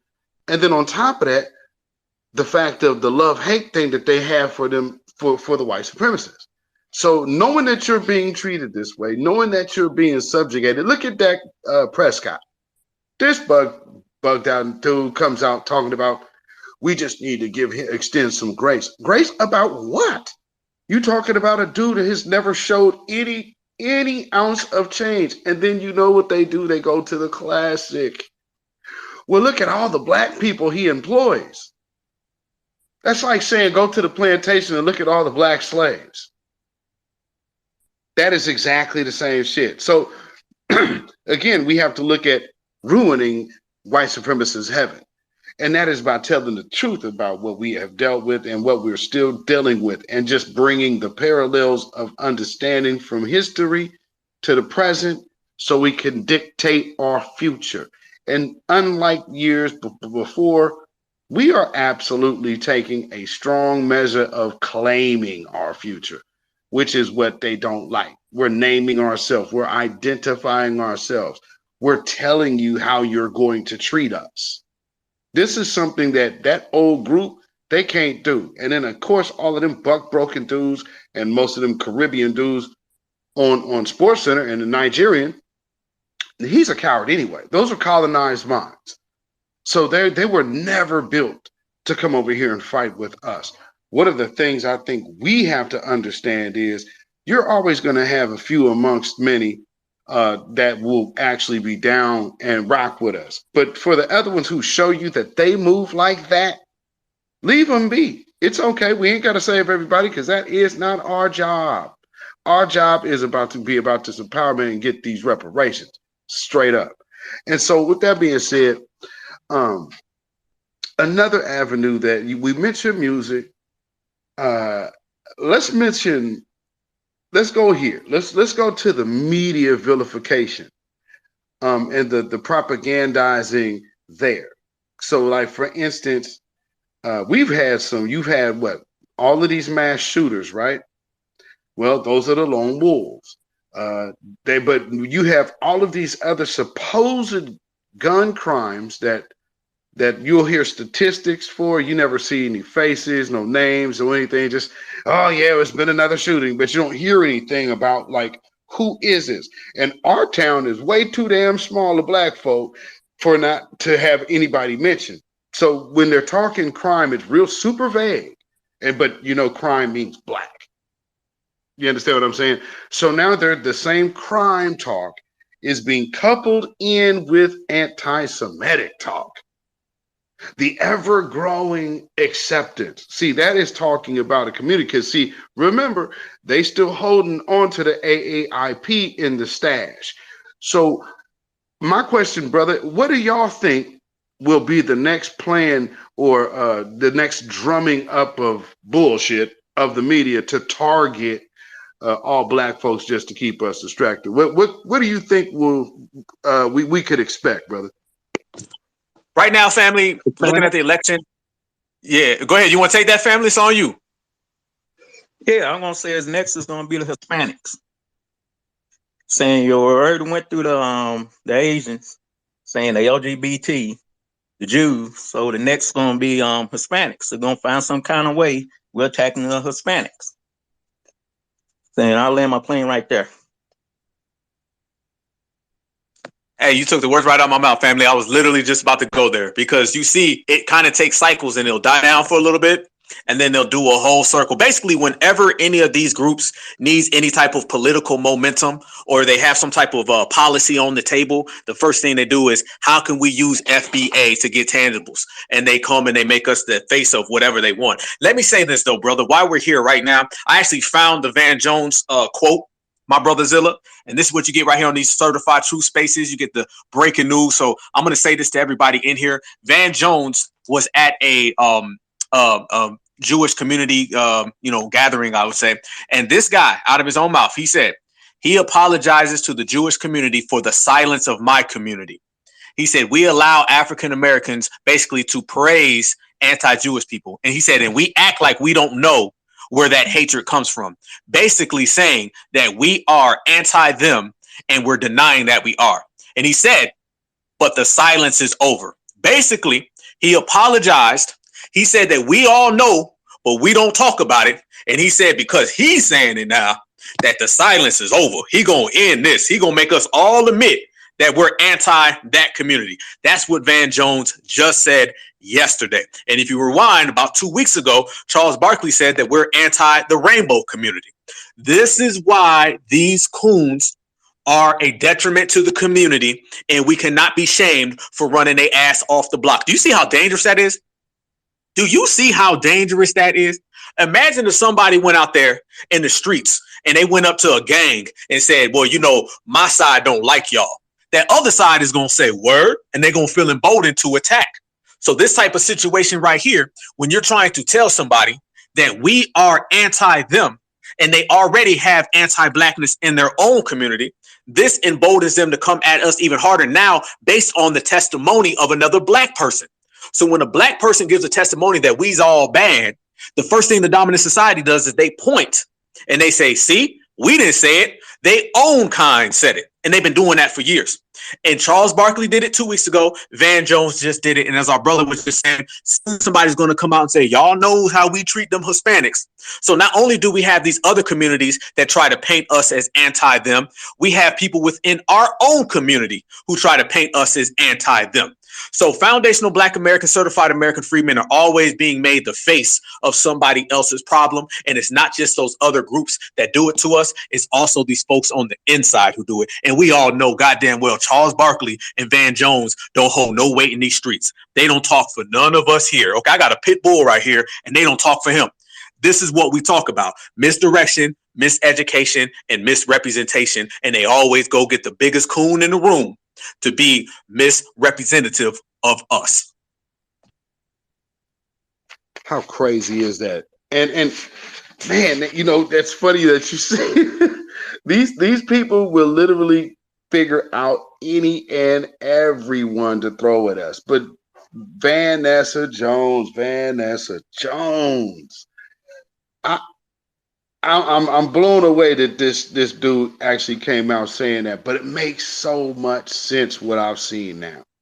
So look, it's literally we're watching the plan play out real time. So if you see, here's the issue.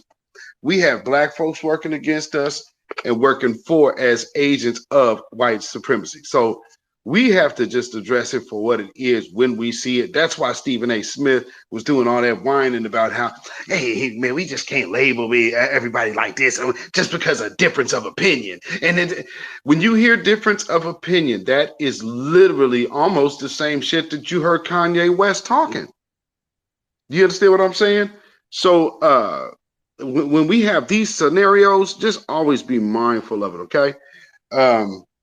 Looks like my brother had a little situation with the phone. So Let's see. We have Black Native, and then we're gonna go to East Side. So Black Native, you can go ahead and unmute yourself, sister. Go ahead. Peace to the room, peace and reparations, peace, brother, and peace, Alpha, Black Alpha.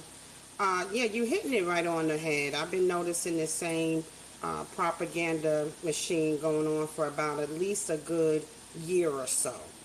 And it started with the Asian community when they started saying black people were abusing and violating Asians. When we saw on the news a white man went into a massage parlor, the same time they were accusing us of anti-Asian hate and blew these people away. I think he killed like 6 or 7 people. Then another white man went and killed another Asian over some duck sauce. The whole time they're saying, pointing the finger, look at the Negroes.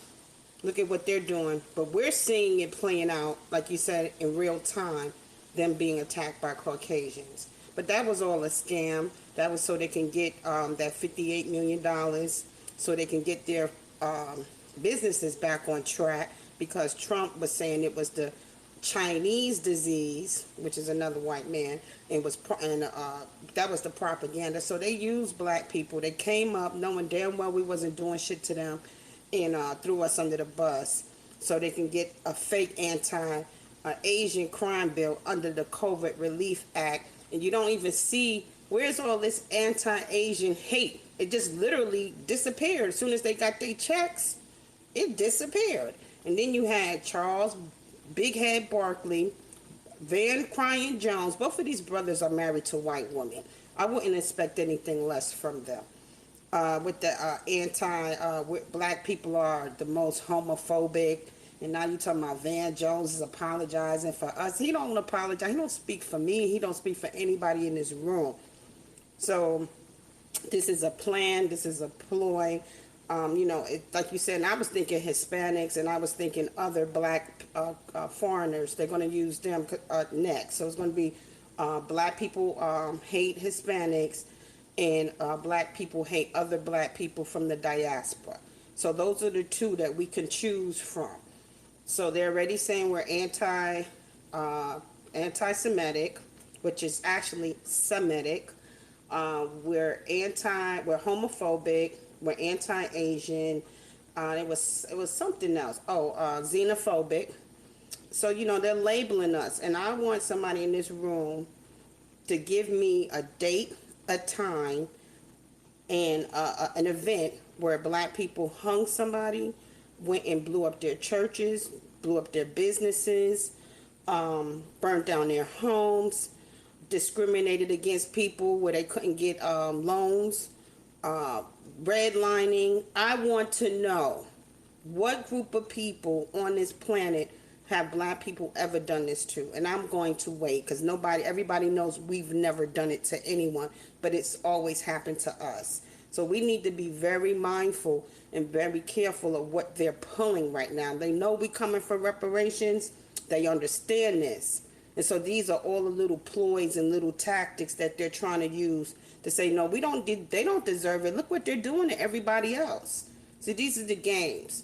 And I want to land on that, and I appreciate the room, and I appreciate the space, and thank you for allowing me to speak. Thank you, my sister. I appreciate that. Appreciate that. Um, and definitely, one thing that they always are going to do is keep trying to throw something out there. We pretty much been anti everything at this point, so they are running out of the bag of tricks, and we're gonna be here to fight that every step of the way, because that's what we do.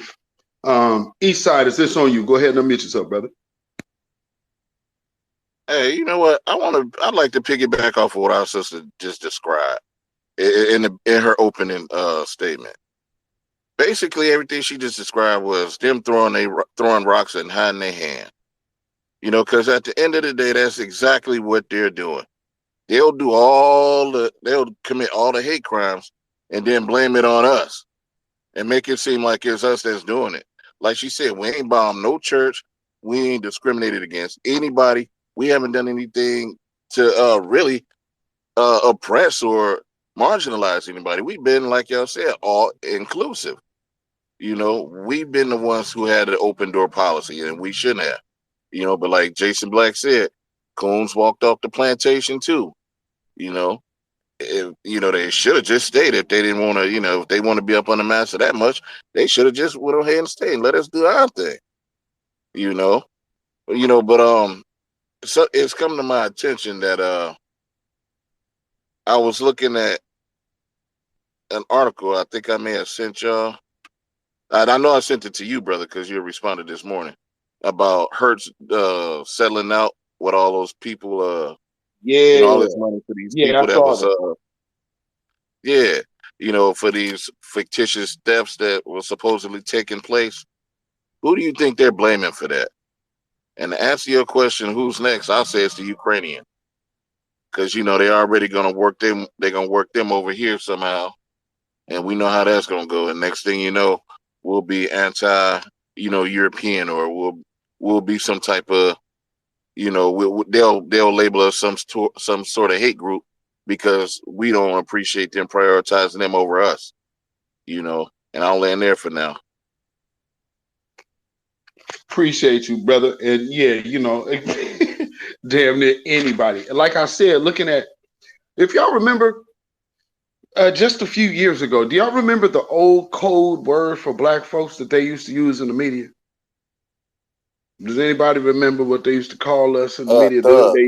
Thug. No, well, that's one of them, but another one is Muslim. Remember, Muslim is also a code word for black. Now, notice how all of the Arabs no longer desire to be associated with us anymore. You know what I'm saying? So they have stopped using the Muslim title. And just like I said, with this woman who just showed up here yesterday talking against our reparations, she's Iranian. So she's supposedly identifying as Iranian Jewish. So notice that. It's like, that's interesting. Never heard that one before. But something to always remember. With that being said, Friedman, Angel, Yeah, thank you. Peace and reparations to the room. I was looking at these two gentlemen, if you want to call them that, Charles Barkley and Van Jones, and I don't think it's a coincidence that both of these men recently got $100 million from the Dominant Society. Van Jones, I believe, got it from Jeff Bezos, and I guess Charles Barkley got it from some contract. So I guess we know that they're not giving these men $100 million just to talk about sports or whatever, do whatever they, Van Jones, whatever he feels fit. I think we can probably surmise that anytime we see any black person getting these $100 million checks, that they're basically being given to just basically lead us into, I guess, extinction, whatever, because that's really what this ultimately would be if they start targeting us for everything. So I guess that's kind of our clue. Next, every time we see one of these people getting $100 million, we know that they're going to come after us. Maybe that'll be some kind of, we could maybe go on offense because I think at this point, know what's coming. So I just want to say that. And yeah, I think we can, these are good indications of what these people are going to do. And with that, I'm mute.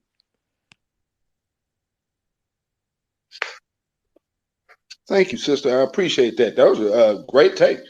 Um, as always, and if anybody in here wants to speak, go ahead and come on up, and go ahead and put your hand up, and we're gonna go like that. So with that being said, let's see, is this Volvo? Not Volvo Rants. Okay. Go ahead and unmute yourself, brother. You got it. Yeah, I appreciate you letting me speak, brother. Yeah, I just want to say, I wanted to touch on the Charles Barkley thing fast. I don't know if y'all remember this, but I say about 15, 16 years ago, it was a big thing that Charles Barkley lost all his money gambling. He lost all his NBA money, all his Nike money. He lost all that gambling. So they've been paying his way. So he if it wasn't for him being on that sports show, he would have been dead in the water long time ago. Maybe 20 years ago, he would have been dead in the water. You know what I mean? So he been bought and paid for. Far as the white people doing everything wrong and they blaming us. I don't know what that is, to be honest with you, because the rest of the world, they got eyes as well. They can see what's going on. They know who really doing them wrong. I say this all the time, right? Everybody is afraid of black magic, right? I'm not afraid of black magic. I'm afraid of white magic. White people can drop nuclear bombs on these folks, and they'll still love them. They can go to Africa, rape them and rob them and all that shit, and the Africans still love them. All throughout Latin America, they got them living foul. They still love them. They can blow up the whole Middle East. They blowing all them countries up, stealing all that oil out of there, all that shit. They still love them. So I ain't afraid of no black magic. I ain't seen no black magic do nothing like that. It's that white magic I'm afraid of, and I can't put my finger on it exactly what it is, because I know that these people got eyes and ears too. They who's doing wrong. I say this all the time, right? That you don't have to be white to be a white supremacist. You just have to believe that white people are superior. If you believe that in your heart, then your actions are going to follow. All these people are white supremacists. That's why they come over here and hate us. That's part of being a white supremacist. Even if you're a black white supremacist, you must hate black people. The Asians are white supremacists. They believe that white people are superior. That's why they hate black people. The the uh the the Latinos, they are white supremacists as well. That's why they hate black people. That's part of it. You know what I mean? So I'm gonna land with that, brother. I appreciate you letting me speak. Yeah, absolutely. And man, to piggyback on that point, you're absolutely right, man. You do not have to be white to be a white supremacist at all. As long as you are, especially if as a black person, because you're doing the most damage, because you can poison the minds of the people because you already in the house. So you can push the, hey, maybe it's us and maybe it's we's, because I remember years ago back when my cousin's coffee shop was open. We would be in there, and there was this one coonstress who would be in there, and when we start talking about how police are just gunning folks down and whatnot, and I think it was not too long after uh, the brother that Betty Shelby executed out there, and this sister come out of her mouth talking about, oh, well, see, y'all always talking about the police. I mean, man, shoot, what about them gang members? I mean, gang members, y'all just always worried about police. Yo. So we got that right there. That is a black white supremacist. And that might be a relative of yours. That might be a parent. You know what I'm saying? An auntie or a cousin, a brother, or sister. But nonetheless, you better identify what that is, because at this stage in the game, you do not have the opportunity afforded to you to be playing games with someone who would sell out their own family member just to get next to them folks. So with that being said, Black Native, and then what was it, the Chootster? So go ahead, Black Native, you got it. Thank you. I had also wanted to speak about. I was listening to Malcolm X maybe about a month ago, one of his old clips, and he says something that's happening right now today.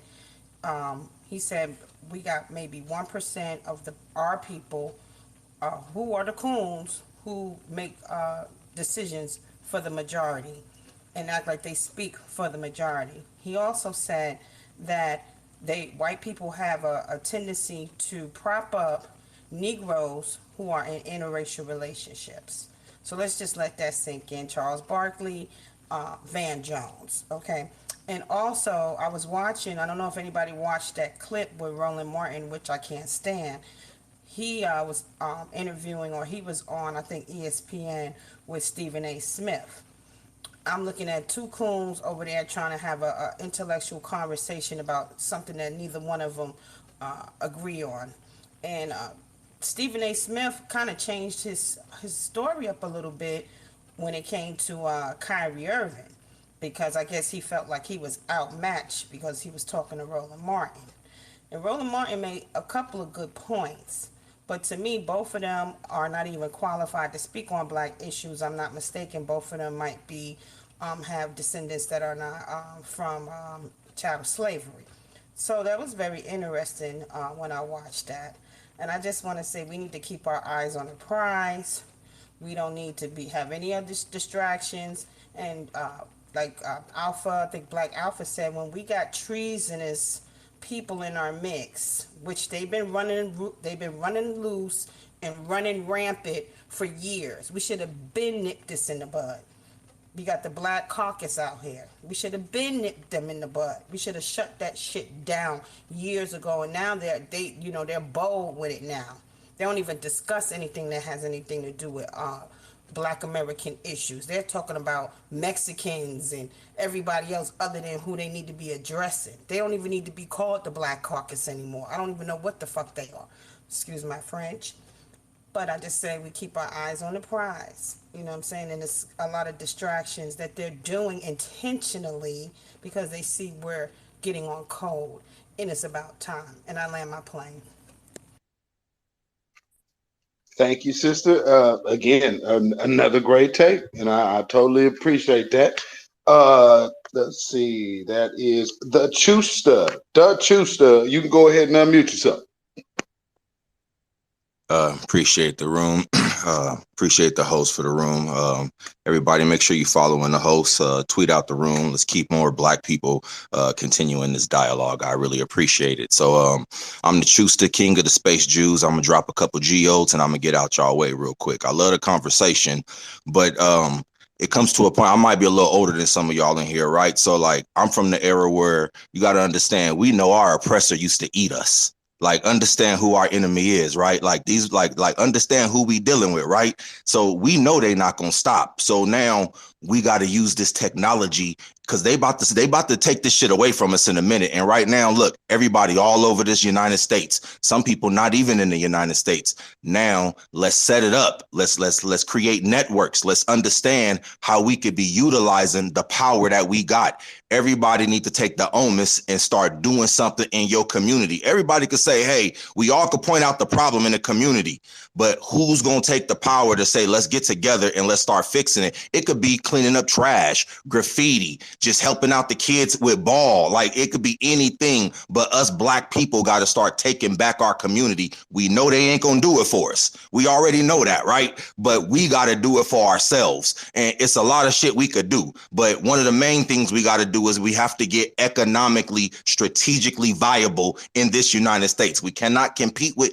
capitalism if we keep asking white people for jobs and we depending on these Jews for they paychecks. It's just impossible. You see what happens with Barkley and Shaq and all these dudes. They got to shuck and jive because they want to keep getting they type of millions of dollars. And the minute you take a step back and you can speak freely, now they're going to call you crazy. Look at Kanye, look at Bill Cosby, look at any Black man who was independent of their systems. So Black people, I encourage you, start growing vegetables, start trying to look at land. If you can't do it by yourself, you could do it with like-minded people. Group economics is the way that we're going to buy our communities back for ourselves. And we have to do it. Don't think you can't do it. Start getting with people and we are going to do it. And I appreciate my time and I yield my mic.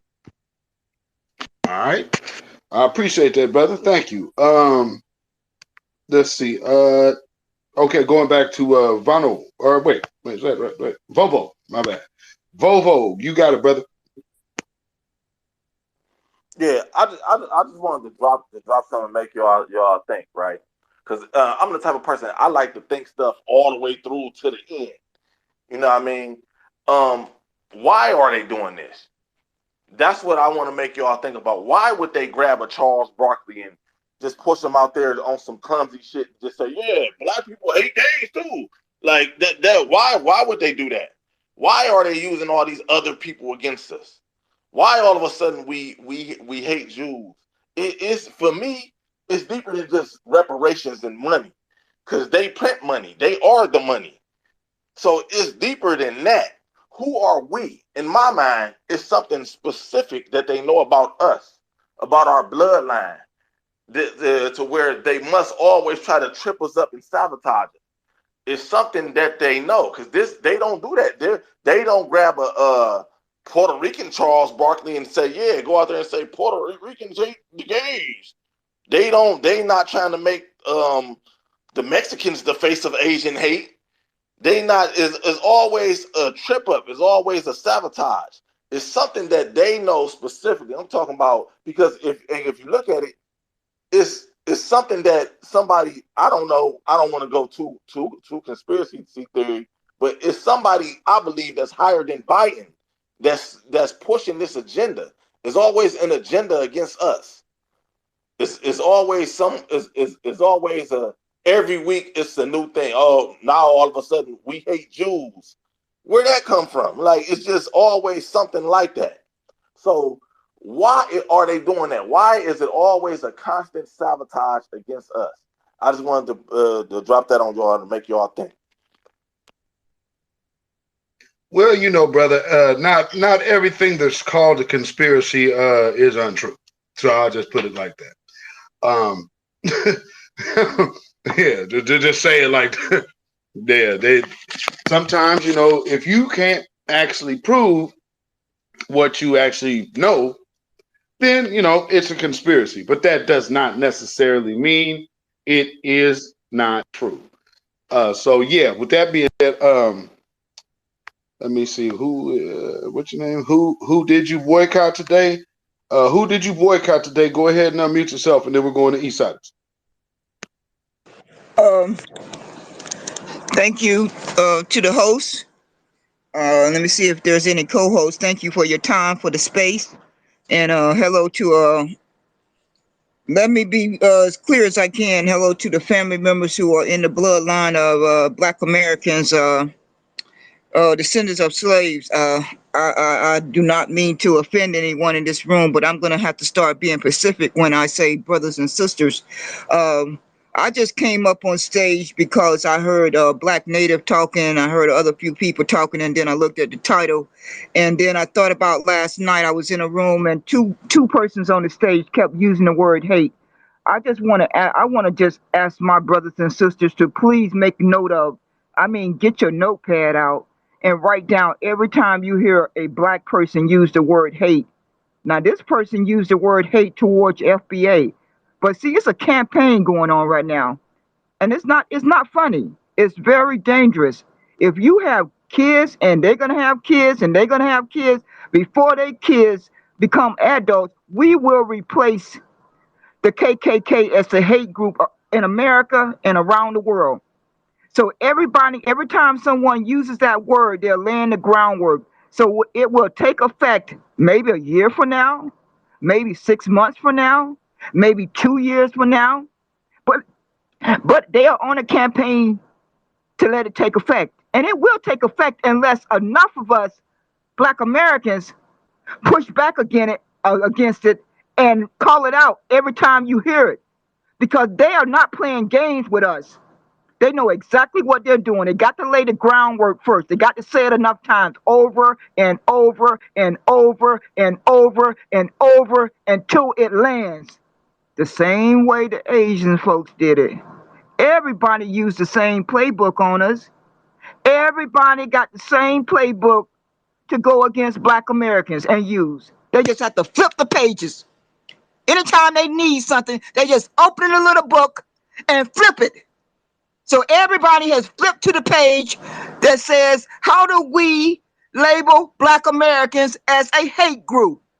So the next time you are in a space, or you in your civilian life, or, well, personal life, going about your day-to-day life, and you hear somebody using the word hate, make note of it, because I intend to write down my notepad every time I hear it when I go into space. And when I die, I'm going to put it in my will, and so my daughter can open it someday. I may be dead before it takes effect, so that she'll know that her mother kept a record of the number of times that she heard someone labeling her race group a hate group. So I want her to have those facts in front of her, because if she's living after me, I want her to understand why her skin color and her race was labeled a hate group and how it started, what year, what date, and coming forward. I want my daughter to be able to understand that after I'm dead and gone. See, these people are not playing games with us. The Jews want to label us a hate group. See, the white people know they don't, it wouldn't even mean anything for them to say the word, because they have been evil towards us forever.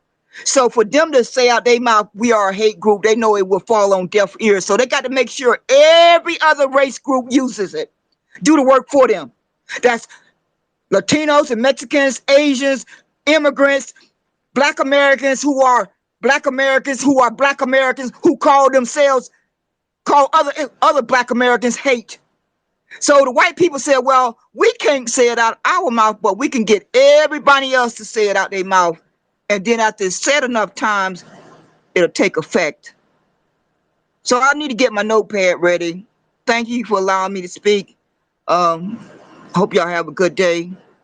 Thank you. Thank you.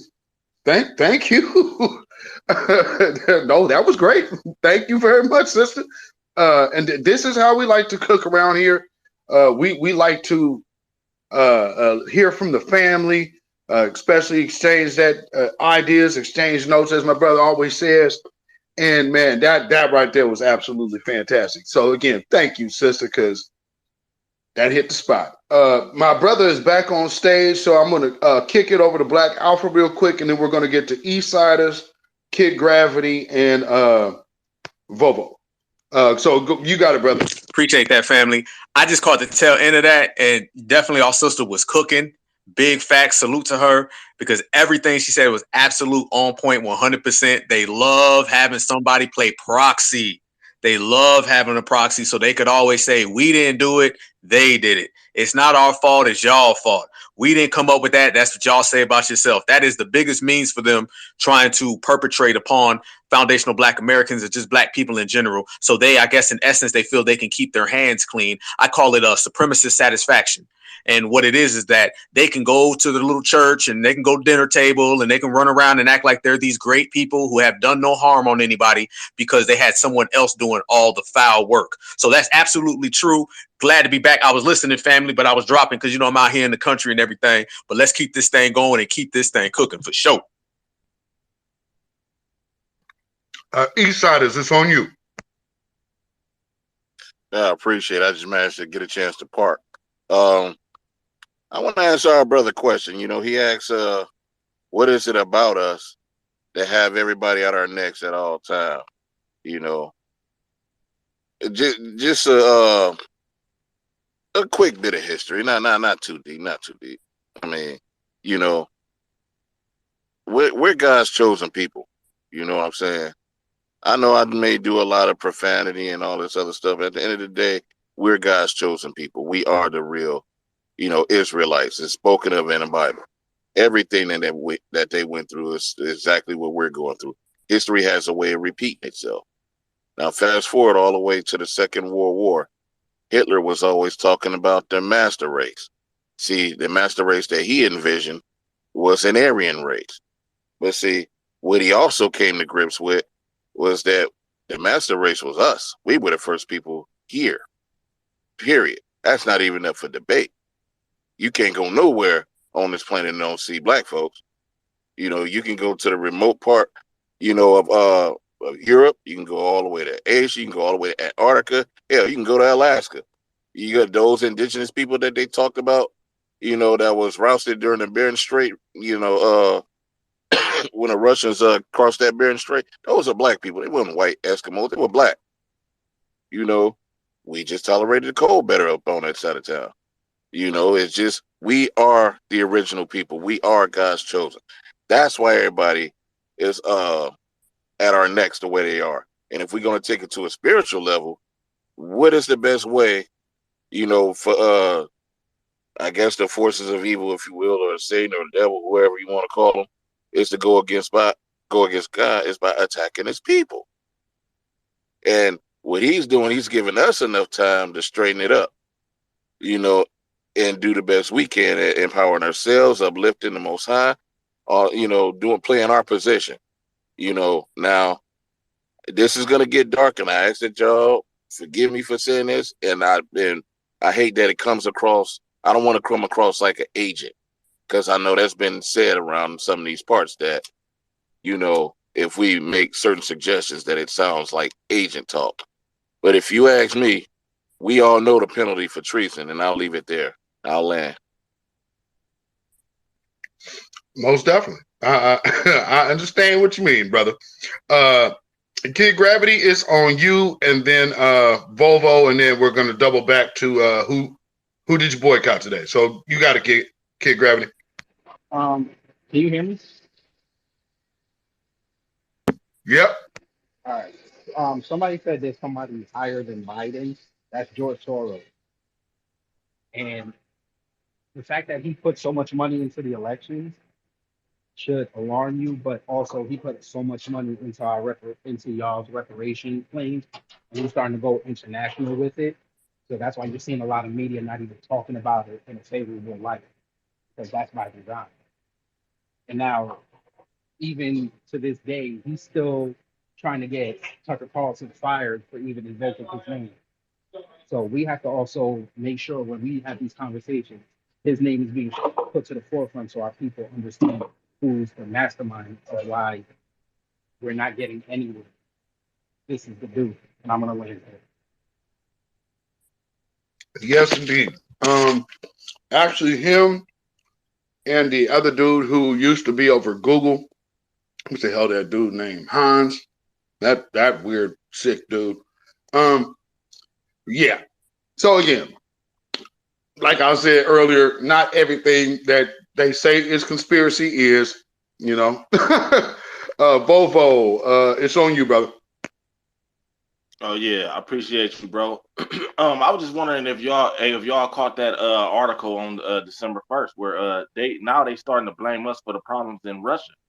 Literally, they're literally blaming us. They're saying Black American culture has infiltrated Russia, and our youth are not basically our culture is over there now, and it's fucking up their country. That's what they're saying. They're saying that they're not keeping their customs anymore, and they're latching on to Black American culture. The word that he used was descendants of African American slaves. Their culture is destroying Russian culture because our youth are following them. They're blaming us for the shit that's going on in Russia. Y'all, that's crazy. That's just crazy to me. And I believe you're right, brother. I believe that if the Bible is true, that we are God's chosen people. That's undeniable at this point. And I believe that they know that. If you look at the Stop Asian Hate thing, right? I'm talking about literally that came out of nowhere. Everybody in here, well, most of us in here is Black American, right? We were never taught to hate nobody. Nobody. Asians teach in the home to their children, hate Black people. They teach that to their children. There's a bunch of Asians telling you that out their own mouth. Now, you think that the news, the news media that was running that Stop Asian Hate bullshit, you think they don't know that? They got billions of dollars behind them. That's what they do. They investigate the news. You think that they don't know that? Who's running these companies? Jewish people. Jewish people push them Asians out there to say that. The Asian people know who's attacking them, who's really attacking them. You know how they know? Because they're being attacked by them.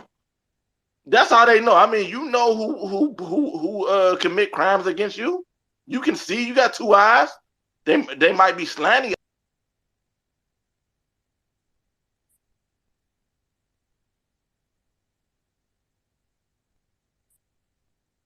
Uh-oh.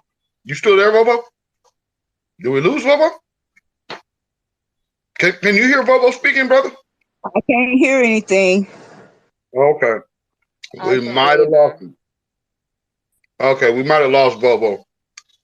Okay, let's see. Who was it on? Then I believe it was on Who Did It? Who did you boycott? Okay, thank you. Yes, I had to raise my hand again because I had missed speaking about the question that I think it was one of the brothers on the stage asked the question, what is it about us that make everybody who is not part of that bloodline be mentally against a race of human beings? That, it has gotten so cynical that every group that's outside of Black American descendants of slaves, they have made a mental pact from the time they get old enough to understand what is going on around them and how the structure is in place. They make a mental shift to say, yes, most of society is against this one race of human beings. So I'm going to be against them too. And not even realizing unconsciously or consciously that you are doing and saying things on a daily basis and yearly basis as you grow older that is going against one race of human beings. And that is Black Americans. Foundation Black Americans, some go by Foundation Black American, some go by Black American, and on and on and on. But the bottom line is that we are the original people. I have read the Bible from front to back several times. I didn't start reading it until 2014. It took me a long time to get there. I rebelled and rebelled and rebelled. I refused to read that Bible. But then one day, my best friend of 30 years, she finally made me sit down and read a book with her. And after reading that book, I said, well, I think it's about time for me to open this Bible. And I opened it and I started reading it.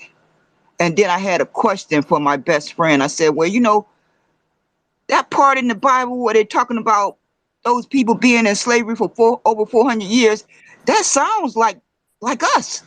It really does sound like you're talking about us. And they're talking about how we were scattered on all four corners of the earth. Of course we know that because all these immigrants that have our skin color are coming from all four corners of the earth. So I don't need no book. I don't need no rocket science to tell me that makes sense. That part in the Bible is not lying to me. When they talk about being in slavery, we are the only human beings on earth in America that were made slaves. So they're talking about my ancestors and your ancestors and our ancestors. So that made sense. Okay, so cut and dry. We are the original people. I did come across some more information where this brother who done his research back to 1790 and up to 1860, and based on the documents that he posted, and I bookmarked every one of them. So anybody want fact checking, I think I can tap on my bookmark and send you the documents. We were already here. We were already here.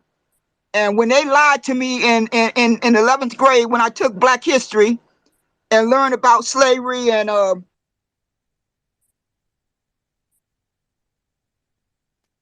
Oh no. Oh man. Damn it, Twitter. Sister, you can come on back up if you still there. I'm not sure. Damn. Yeah, sister, you Yeah, more than welcome to come on Twitter back is up. I'm hearing. assassinating tonight, boy. It's just taking people down. I almost couldn't come up. Oh wow. Okay, so let me get to my brother Black Alpha real quick, and then Miriam, we're gonna come to you. So Black Alpha, you got it, brother. Thank you, brother. Yeah, it's been jumping all over, man. I told you earlier, I was actually on a delay while I was on the show. Never had that happen before, but there's a first time for everything, especially when you're certified. All right, family, it's like this. When you start examining everything, we spoke about this earlier, but let's go on a little further. Anybody in the world can come on over here and say that they're FBA. Everybody will show up, put on a mask, put on a jacket, tilt their hat to the side, and act like they're us. We are the most appropriated, stole from culture on the earth.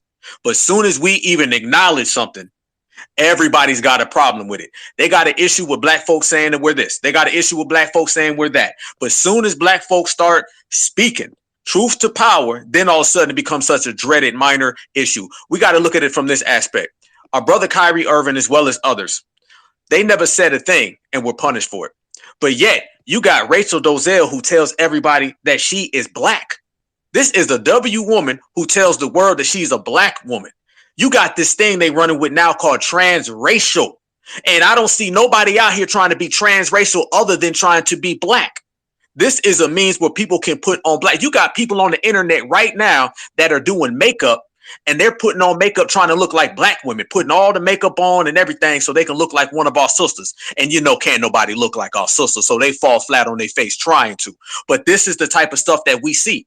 Everybody's out here acting like us. You got the immigrants saying that they built America. You got everybody saying that they co-created hip hop. You got folks running around here saying that they built the roads, they built the houses, they built the White House, they built everything. So when you talk about foundational black Americans, there's just this open door policy where everybody and their mama can come over here and say that they're us. But let a black person say that they're attached to one bloodline, and then they want to take your endorsements away. They want to suspend you. They probably want to put you in jail if they could get away with that.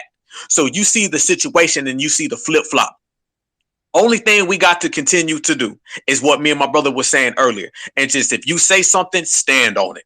Stand on it, stand on it, stand on it. We need to stand on our empowerment as much as they stand on anti-blackness. If they anti-black and then they say this is what it's going to be, then we need to be completely black empowerment and plant our flag wherever we go. As long as we continue to do that, then the game is going to be changing. We're just going to see. They don't want to pivot. We ain't going to pivot. Then we just going to be eye to eye, face to face, and we're going to see what's happening. But at the end of the day, our resume stacks up and nobody can match our resume. And this is all simply about us identifying our lineage, our heritage, and our culture. The self-identification of certified American Freedmen, foundational Black American has changed this world.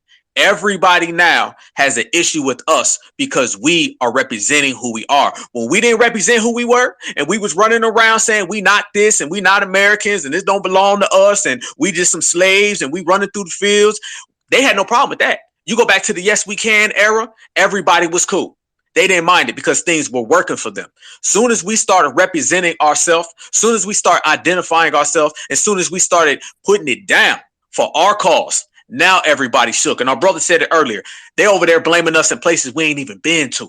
They blaming us everywhere. They're blaming us now in Russia and the Ukraine. They blaming us all over Africa, blaming us today for situations that ain't never happened.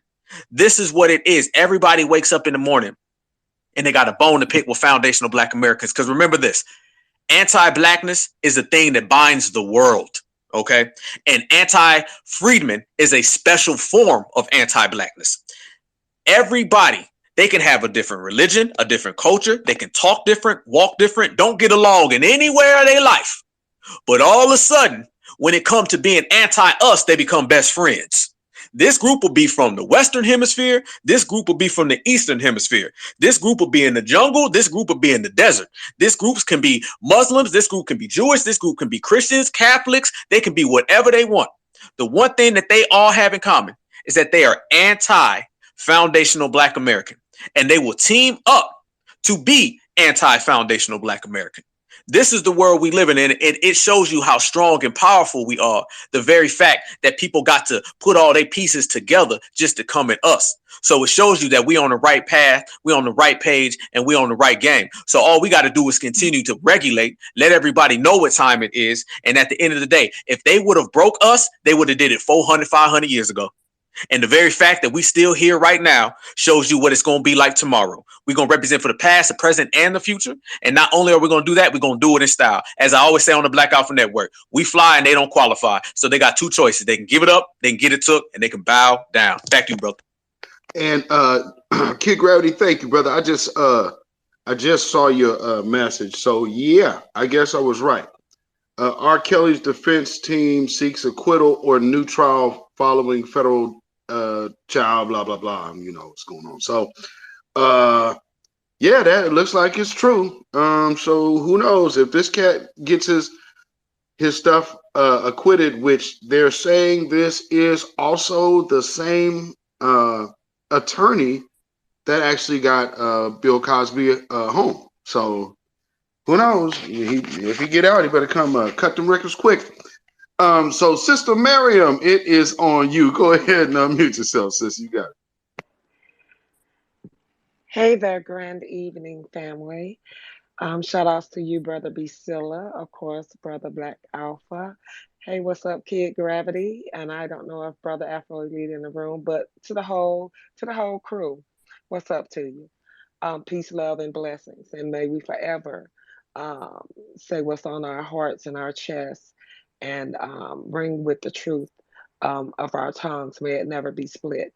So, having to say that, I picked up bits and pieces of what we're discussing, plus reading the title ahead. Um, a top brother.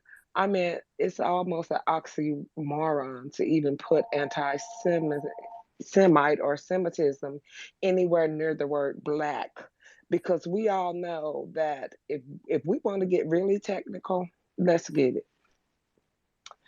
Okay, there is a very unique certain tribe that is still in Africa, and they trace actually the genealogy of the white chromosome gene that these people carry, plus another um, set that's on their genetics that only the other so-called Jews in Israel have, and it was more than 50% of their tribe, and more so in the Lampa tribe. I think that's what they are called, and they were just shocked and astounded, while there was only maybe 6%, if that, in Israel.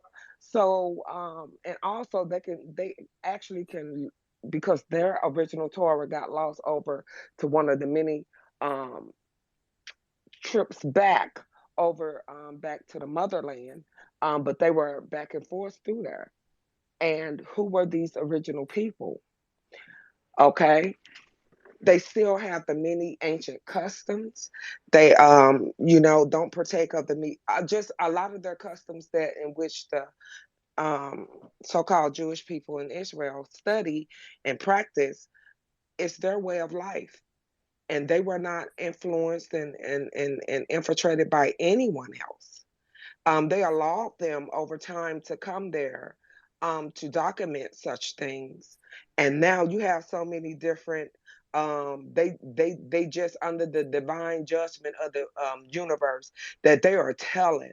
They telling in all type of back rooms, coming out and talk about it, because they'll be exiled or shunned and things of that nature if they speak anything against what's going on in their own community, even when it comes to pedophilia and such. And but it was a couple of strong people of their community stood up and talked about it, because they said how it would destroy them, the Orthodox, that is, of all.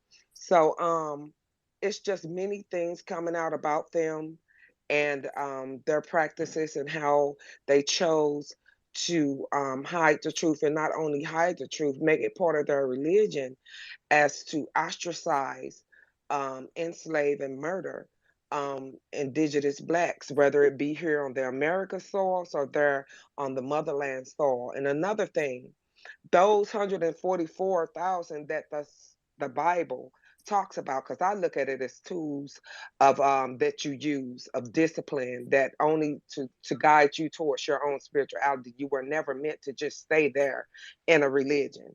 It's somewhat of a discipline. It's a school of discipline. You're supposed to know God for yourself. You're supposed to gather knowledge. To me, the only true sin ever exists, as long as we draw breath, is to not choose to learn something every day and to practice humanity towards one another. That's when you fall. So they trace that same lineage. We have that same DNA. We have those same markers. So yes, when the sister and brother was talking about that we are the true chosen, we are that divine seed, we are that phenotype that came from the motherland, um and that they captured and exercised and put out, because they wanted to steal everything, and they knew that multiple ancient books and others in there, you're reading whether you're reading the Bible, or whether you're reading um the the Kabbalah, or whether you're reading, the Quran, they all speak of it. So, um, yes, we're very unique because you have the indigenous people who were already here in this land. And when they mix with those indigenous brothers and sisters from over there in Africa, our ancestors, we became a whole unique new phenotype. And no one sees this beast like we do because we were divinely made to do so. If we are the originators, we are the very seed of the divine universe, then what does that makes everybody else who works against the divine seed? Hey, actions make you a devil, do it not? Unlawful deeds and inhumane actions towards humanity and towards nature makes you a devil. That is the definition. People need to get out of these red skin and forks and all that bullshit. No, it's the actions of a man and a woman in your consciousness, your wisdom, your knowledge, your soul, the seed of your soul, and whether have you built your soul quality and your spiritual work, how you move upon like the winds upon the surface of the earth when we were being formed, okay? You have to understand that, of course, did they, are we still on? Oh, okay. Yeah, yeah. You have to understand that, of course, that we will have enemies on all sides of the globe because anti-black hate is global thing. It's practiced globally because you have everyone coming against that seed. They either want to be us, wear our skins, or bury us. Period. And we have to support our own and be about our own to get back to being about ourselves and really close our ranks. I mean, rank and file. It's time out for games. We just cannot do it anymore. And I'm not saying attack anyone, but we damn sure not gonna stand there and let you throw stones without throwing boulders. That's just what time it is. So we as we draw breath, we have the right to protect our children. We have the right to protect our husbands, our wives, our mothers, our fathers, our grandparents, um, extended family, and those who we spiritually move in the same circles because you're not always born of of the same or relatives, let me say that. But we're spiritually of the same bloodline. So therefore we need to act accordingly. And we do have many enemies. And it does not make me afraid. I just know who I am and what I'm capable and what I am when I'm moving through these streets. I never forget that I'm a goddess. I'm also a goddess of love, peace, happiness, nurturing, but I'm also a goddess of war. I kid you not. Kali energy runs within me, and if you cross me wrong, is I check and I wreck. I'm just gonna say that because we all have to be able to do that, and it does not mean do not be charismatic. It does not mean be able to fight with your biggest muscle, which is your brain and your mouth, but also it means that we have to do whatever that is necessary, move accordingly, not put ourselves in certain situations that we know going down. When that inner voice tells you, "Hey, don't go over there," please believe me, don't go over there because that's your inner God voice. It whispers very, very. It's very laid back and very gentle and very quietly. Only sometimes you will get a jolt or a shout, like when you're in imminent danger. But when you're being warned not to go and do something, that is your ancestor speaking through your bloodline. That is the divine mother, father, creator that's the reside deep in your heart and is trying to guide you of the dangers because there's certain vibrations that are given out, not just from Mother Earth, all she is, and that all that is around us, earth, wind, fire, water. You have to understand that we have these signs and we have the intuition to do so, both male and female. And we have to just get our children back in tune with nature. We have to, a family, we got to start going on exploring this land. We got to go walking.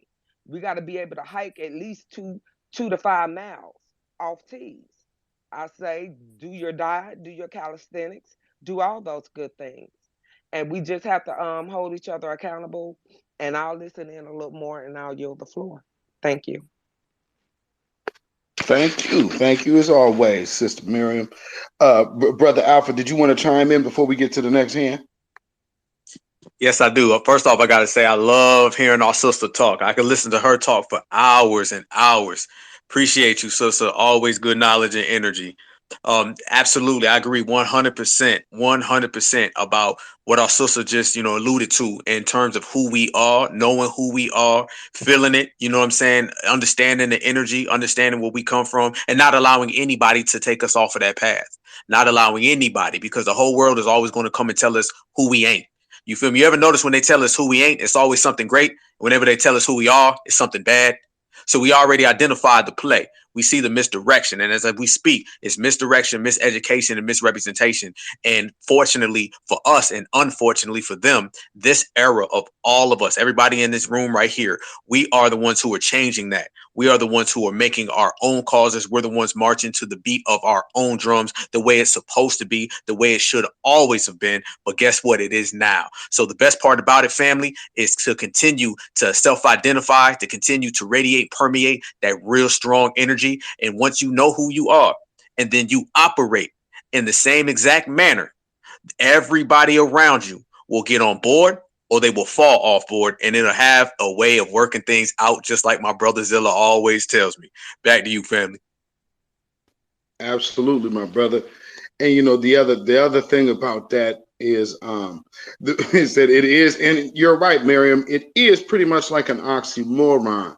And the reason why it's worded that way is because for those who may not have reached that point of understanding, it's easier to digest on the mind. Because my thing is this. Um, not everybody is going to be able to just immediately to say, I identify as this. Just as the sister said, she started looking up and reading the book for herself versus what we've been taught in basic religion. So if you're looking at a book by way of saying, let me look at this as a historical thing, because here's what's so crazy. A lot of people, these historians, they still reference the Old Testament for timelines and whatnot. So it's kind of odd that either it's true or it's not true. I don't think it's just so blanketed to say that, oh, this is plagiarizing, this is plagiarizing. Well, yeah, but you have to be able to identify the difference. And like anything, even with the translations, you got to learn how to sift out the bones. Let's really seriously examine what we're talking about.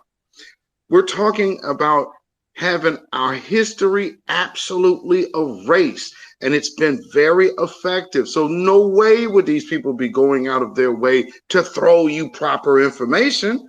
So you got to understand what to see. And number one thing that you could never, ever, ever forget: who is your open enemy? Who hates your guts every day you wake up? Now, if you want to go look at that story and say, well, I don't see myself in there, perpetual hatred. That means never ending hatred. If you can find another group that fits that bill, let me know. Another thing, even while just a little tasty tidbit of biblical information, while they were in the wilderness, something that you guys might not know, they actually, that's the first time that I actually know historically of documented evidence of hush puppies being made.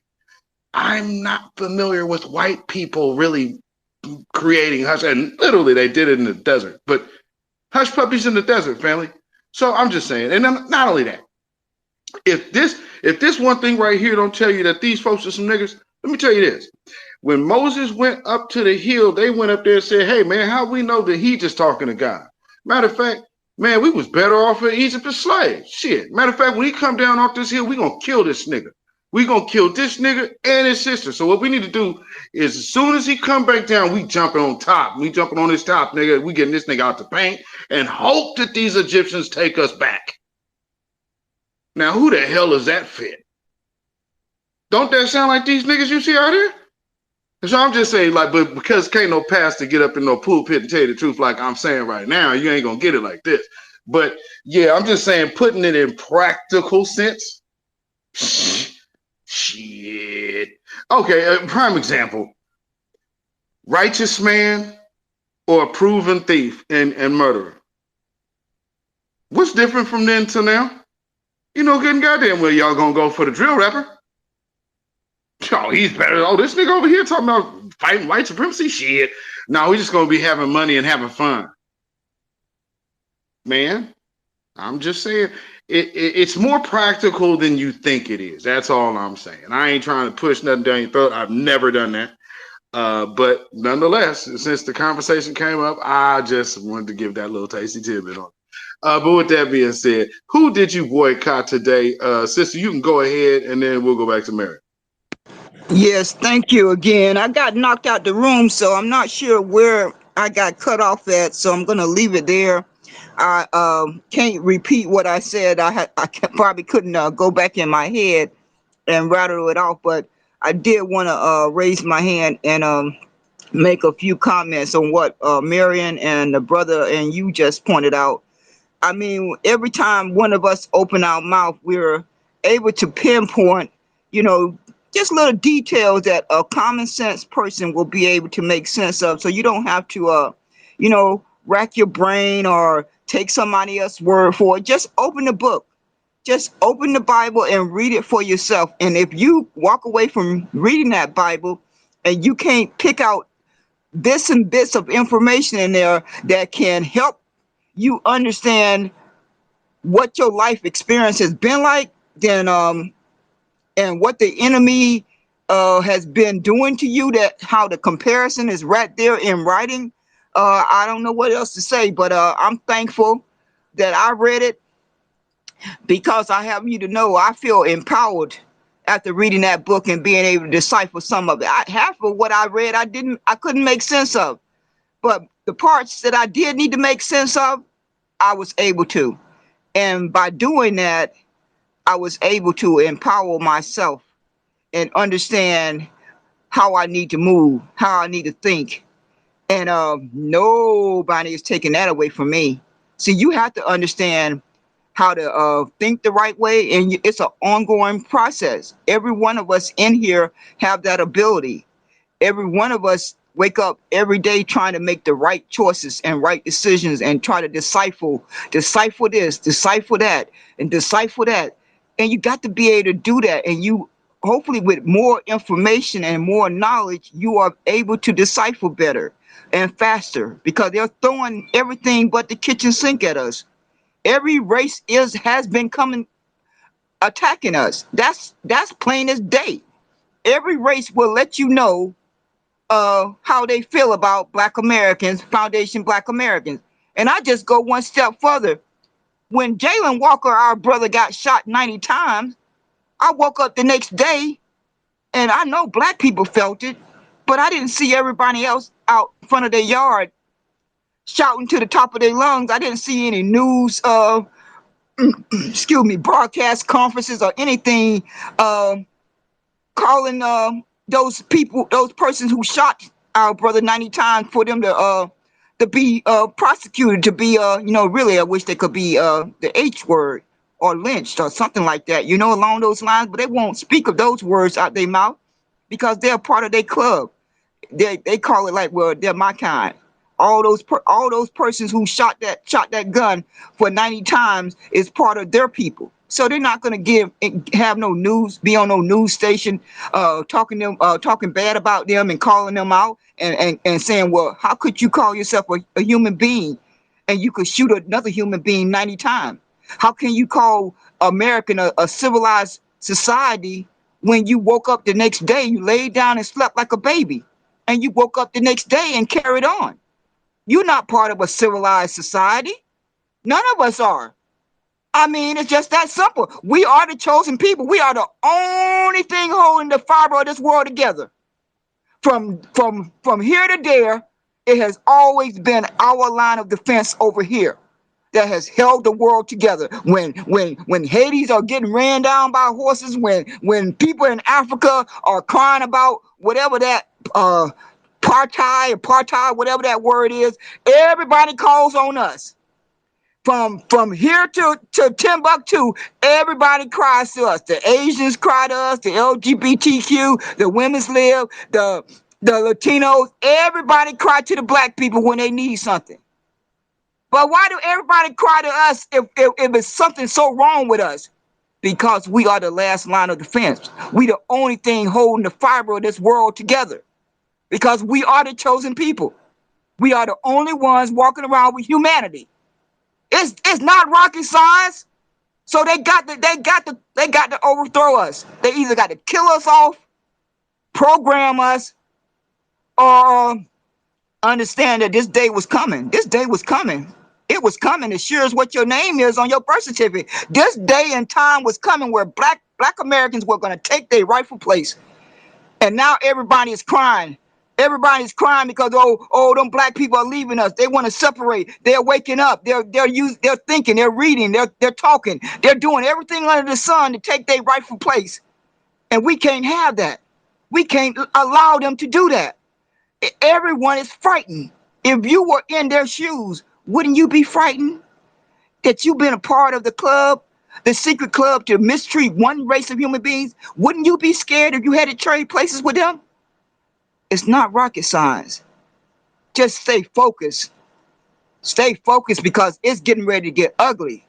It's getting ready to get ugly. We are going to take our rightful place. Nobody knows what timeline that's going to be on, but it's going to happen. Either we're going to take our rightful place or the world is going to go up in flames. That's just the end of it. That's the end of it for all of us. So if you're still around and it goes up in flames, it was meant to be. It was meant to be. There's no need to cry over spilled milk. It was meant to be. Just like it was meant to be for us to take our rightful place of the chosen people. So they're gonna throw everybody at you. They're gonna be psyops and infiltration. People who you've been knowing all your life are gonna be lying to you to your face. It may even be family members. Who knows? But be prepared for everything because it's getting ready to go down. And only the few will be standing when the dust settles. Hopefully your loved ones will be standing and yourself, but nobody really knows. I'm worried about my child. I'm worried about my brothers and sisters. I'm worried about my extended family, which is my black community. That's the only thing I have in this world. That's all I have in this world. All this other stuff is just material. I came from a race. I was born into a race. I born a child into the world. I have family members. You have family members. That's all that I have in this world. So just be prepared. Thank you. And we can end the space on that note. I mean, thank you so much, sister. That was, you just don't know how much that blessed my heart. Thank you, sister. That, woo, I mean, your energy is one after my own heart. I so love your energy. That was extremely pleasant. I'm just sitting here enjoying listening. So yes, thank you so much. Everything you said, I don't even have to rebuttal. Just thank you. Black Alpha, did you want to chime in real quick? Hey, no, I'm good to go, family. I'm in listening mode all the way, especially with speakers like that. So I'm going back. We continue with the hands. Man, Sister Miriam, it is on you and then Eastsiders. Go ahead, sister, you got it.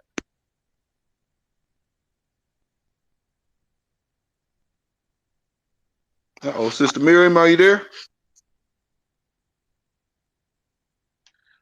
Yeah, hey brother, I'm here. I just wanted to elaborate a little bit on what the sister just said, and just to furthermore to reiterate that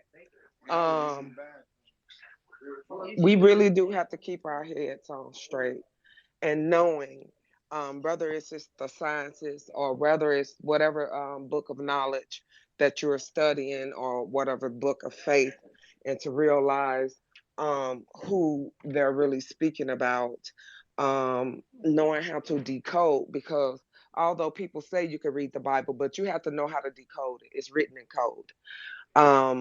Along with, just like in many other I'll say prayer books, they're written in code too.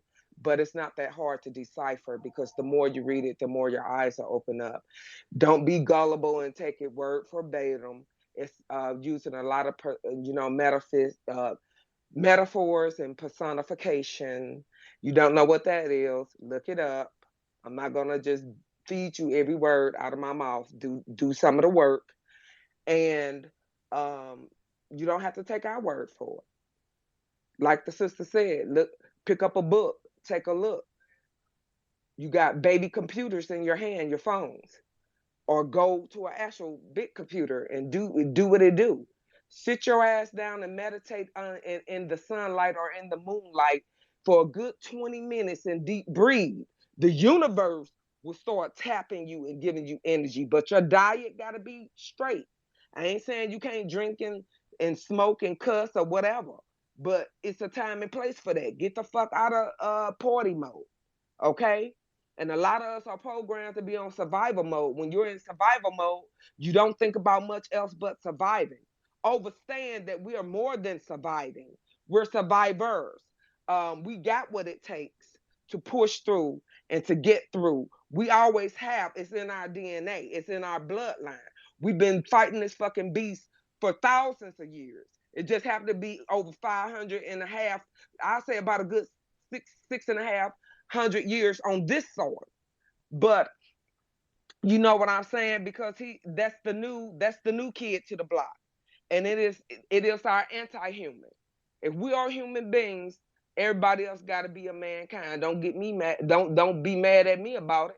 The damn science speak it all. While you was up there trying to do reverse psychology, talking about some we're the animals, we're the apes. No, you mother effers are. Shave if you shave an ape, you'll go to jail because it look like a white man, an old white man that needs to get a shot of whiskey in a square, for real. But on a serious note, no kidding. While they up here had our ancestors experimenting on them, put them in damn cages and shit like that. They still doing it right now today with their penal system.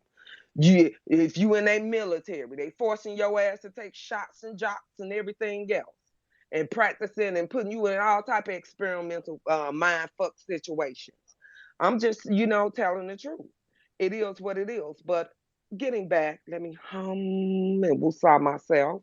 Getting back to the spiritual aspect of the situation, you know, um, yes, anybody, whether it's the Kabbalah, whether it's the Quran, whether it's the Bible, no matter what translation you read it in any culture, those ancient ancestral people are us.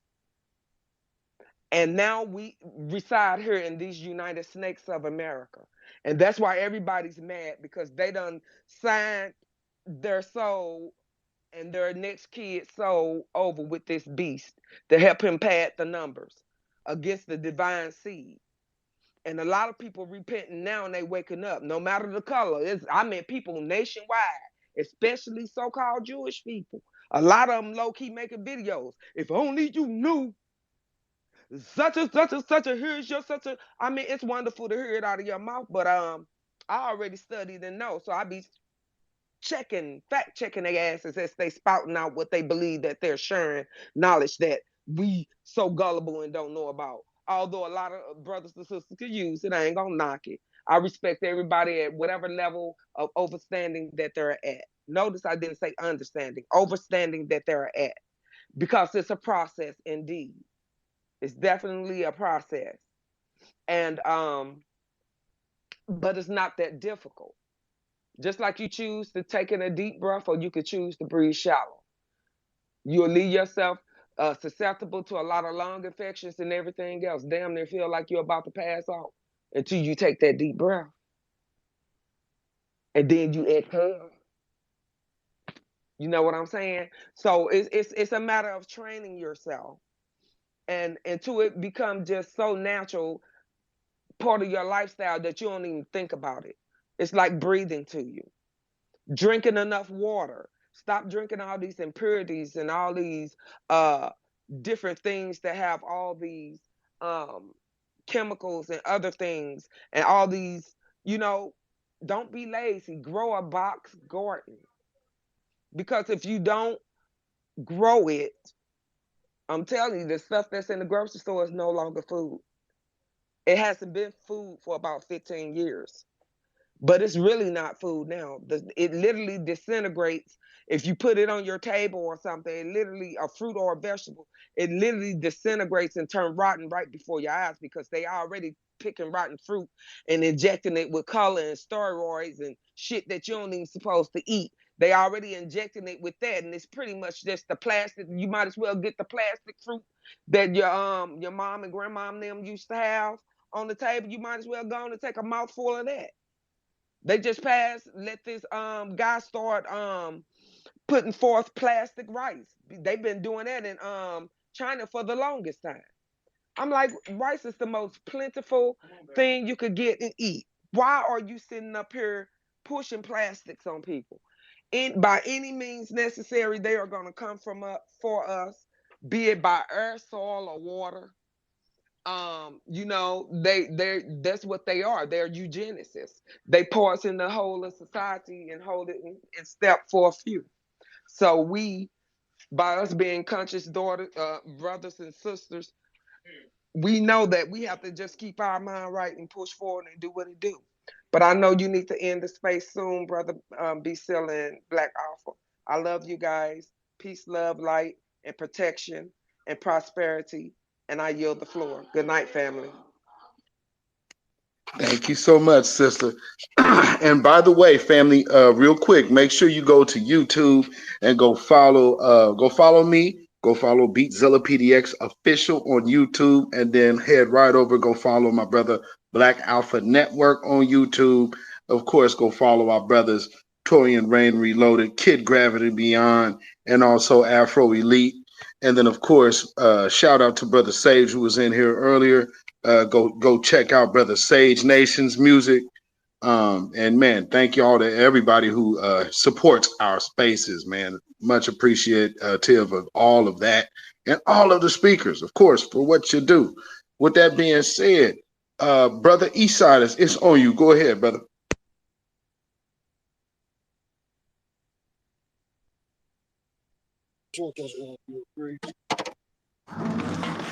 Neely Fuller taught us a long time ago.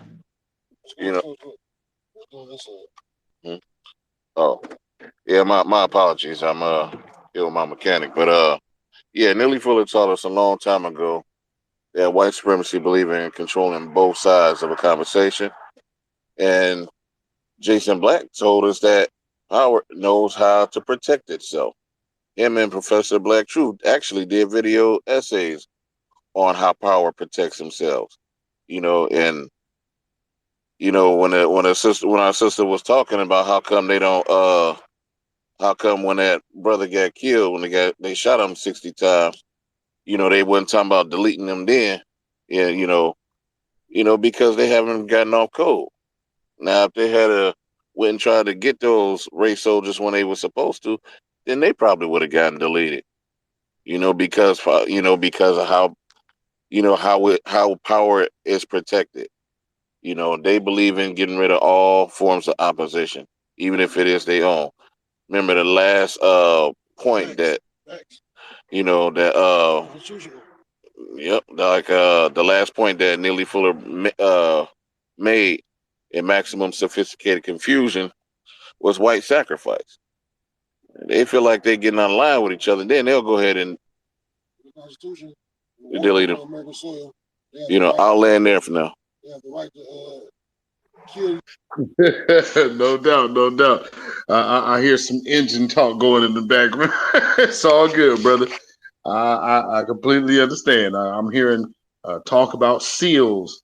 So yeah, you don't want no blown heads during the winter. That ain't the time to have that shit going on. Uh, to be smoking on your whole neighborhood as soon as you turn the car on. No thanks. But with that being said, I guess we've been here for about 3 hours, man, and this has been a really good conversation, man. And what I wanted to make sure we did was address the fact that I wanted just to make sure you bring in your attention to how they're trying to make us the chiefs of every phobia or hate that you can think of. And that has came out through different people speaking in this space today, letting you know that we are ruining the white supremacist heaven. And I guess that's the other part that we obviously still ended up getting into. Just see how the truth works. See, because when you put it up there, it's like, okay, well, what's the real truth of the matter? Oh, they're bothered by something, and so man, I'm glad that, because see, that tells you that's something on the inside resonating with people, and that's how me and my brother always like to operate. And that's how, I think y'all can see how we vibe. Like, this is a family affair. Y'all come up and we chop it up, and then shoot, for all of y'all that listen, man, and the re-listeners, all of y'all replay folks, shout out to y'all. I mean, man, y'all be having us waking up like the next day, like, damn, well, where? I guess I get it. Y'all be busy and got stuff to do. It's like, well, where was y'all yesterday? But now that I see what Twitter has been doing, they're purposely trying to keep our numbers down. So I appreciate y'all to take the time to go re-listen to our broadcast here in these spaces. Man, I really, really appreciate that. So I'm gonna kick it over to my brother, and then we'll go ahead and do a kind of a round table of last words. Then I'll go ahead and give my last words, and then I'll let my brother close it out. So, Alpha, it's on you, brother.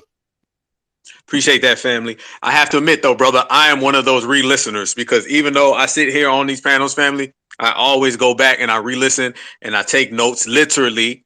Actually have a pen and a paper, and I write down notes and good things that I hear from the brothers and sisters, so I could always be a student on game, because there are a lot of intelligent, brilliant Black brothers and sisters in these spaces. And that's why we try to just stay productive and maintain that good energy, that good vibration. It's to the point now where we got frequent and regulars. You know what I'm saying? So that's a great thing. And I appreciate the love from everybody. And we're just going to continue to do this. And everything shows is that when you are on game and you're on code and you're no nonsense, you ain't about the nonsense, you ain't about playing, you're about serious purpose, then things can get done in a proper fashion. Basically, when things get done and they don't really operate the way they're supposed to, it's because somebody isn't severe and they're not disciplined in their practices. And we got to stay disciplined in our practices. Therefore, we can get done and we can achieve everything that we wish to achieve. And if you look around you, family, that's exactly what this lineage is doing. So if I want to actually recap the space and I want to put it in a good frame, in a good light, basically what we've come to the conclusion in this space, which is something that we've already known,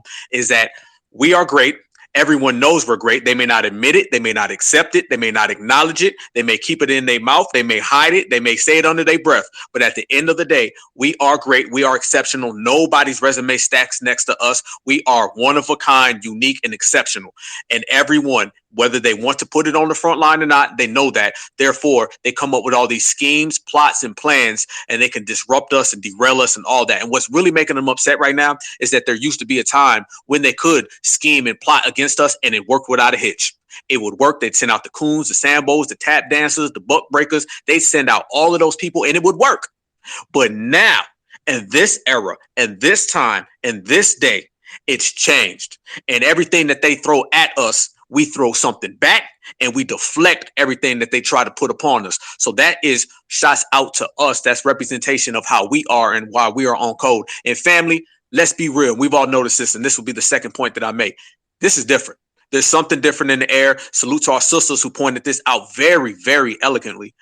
There's something different in the air. The vibe is different. This is not like the same. Anybody who wants to know if this is different, just think of the last 10 years. Think of the last 15 and 20. And this era hits different. There's an energy, a vibration, and a frequency. When you're out here and you see other brothers and sisters of this lineage and you look at them in their eyes, you see a fire that you did not see before. We are going to be the era. I don't say generation. Okay, because we have a multitude of different people from all different backgrounds, all different coasts, inside the country, different accents, different backdrops. It doesn't matter. We all together I don't care what age you are. I don't care your gender. I don't give a damn. If you are in this lineage and you are on code and you are what we call on the Black Alpha Network certified, you see it. We walk different, we talk different, we move different, and we are serious about our business. And we're focused, more focused than ever before. And I always tell people this is going to be the era where people look back 50 to 100 years from now and they say they are the ones who changed everything. It was going down the path of yes, we can. It was going down the path of cooning. It was going down the path of playing games. And then they showed up. And when they showed up, we literally changed the course of history. And that can easily be done. It's been done before, and we're all doing it now. And we're not celebrating in the process. We're actually getting up tomorrow and we're handling business. We all gonna wake up tomorrow, and we're not gonna be having toast and having fake victories. We're gonna get up and we're gonna be just as serious about the business tomorrow as we are today, and then the next day. And we're gonna close this year out strong as we started this year, and we're gonna have the momentum, and we're gonna take it into the future. So the past, present, and the future is all in this room right here. And we are putting it out there. And if we know it, they know it. And the fact that they know it is why they got to come up with all these low budget, bottom feeding plans. But message to them, ain't none of that going to work. If it would have worked, it would already have worked. So the very fact that we are changing the world, not just the country, mind you, we got the United States government trying to come after us. And if you can change the United States government, that means you can change the world, because the United States government runs the world. That's what we hitting for. So everybody, let's stay good and let's stay strong and continue to support each other. Always ride with each other. Please swing over to YouTube and support all the new Black media. And that's not just me and my brothers. That's Tariq Nasheed, that's Jason Black, Professor Black, everybody. Subscribe to my brother Beatzilla. Subscribe. Matter of fact, everybody, if you could direct your attention up to the Jumbotron, we got all of our links in there right now. Matter of fact, I'm going live at 8 o'clock, and I hope I see all of y'all there, because that's how we do it. It's a big block party. So on our YouTube channels, it's a big FBA block party. On our Twitter spaces, it's a big FBA block party. And everything we do and everywhere we go, we are together. So they can try to divide, they can try to separate, but you cannot separate and divide what is intertwined. And we are all intertwined. Certified salute from the Black Alpha Network. I will catch y'all all on the other side. Stay good, stay vigilant, stay real, and stay certified. Yes, indeed. So did any of y'all want to speak right before we go ahead and get up out of here? I guess to go. I just will say thank you again for the space, and thank everybody who came in and allowed us to have this time together. It's vitally important that we continue to work hard every second of the day. We don't have a second to take off. Our kids are dependent on us every day that we wake up, that we take care of business and be productive and become more conscious of how we are being attacked, and how the blueprint that is being laid out for 10 years down the road, 20 years down the road, 30 years down the road. And so you have to be thinking that same way to stay out ahead of it if humanly possible. None of us is going to get it all right, but just wake up every day and do your absolute best to stay alert and become more conscious of the world that you live in. Because I was not this conscious at 30 years old, 40 years old. But I'm going to say again, that Bible really helped me. I would have never thought that. And I can tell you that just as sure as what my name is on my birth certificate. When I first opened that Bible, I could have never have imagined the kind of power it would give me, to now that whatever they throw at me, I may not be able to stop it, but I certainly can lessen the impact.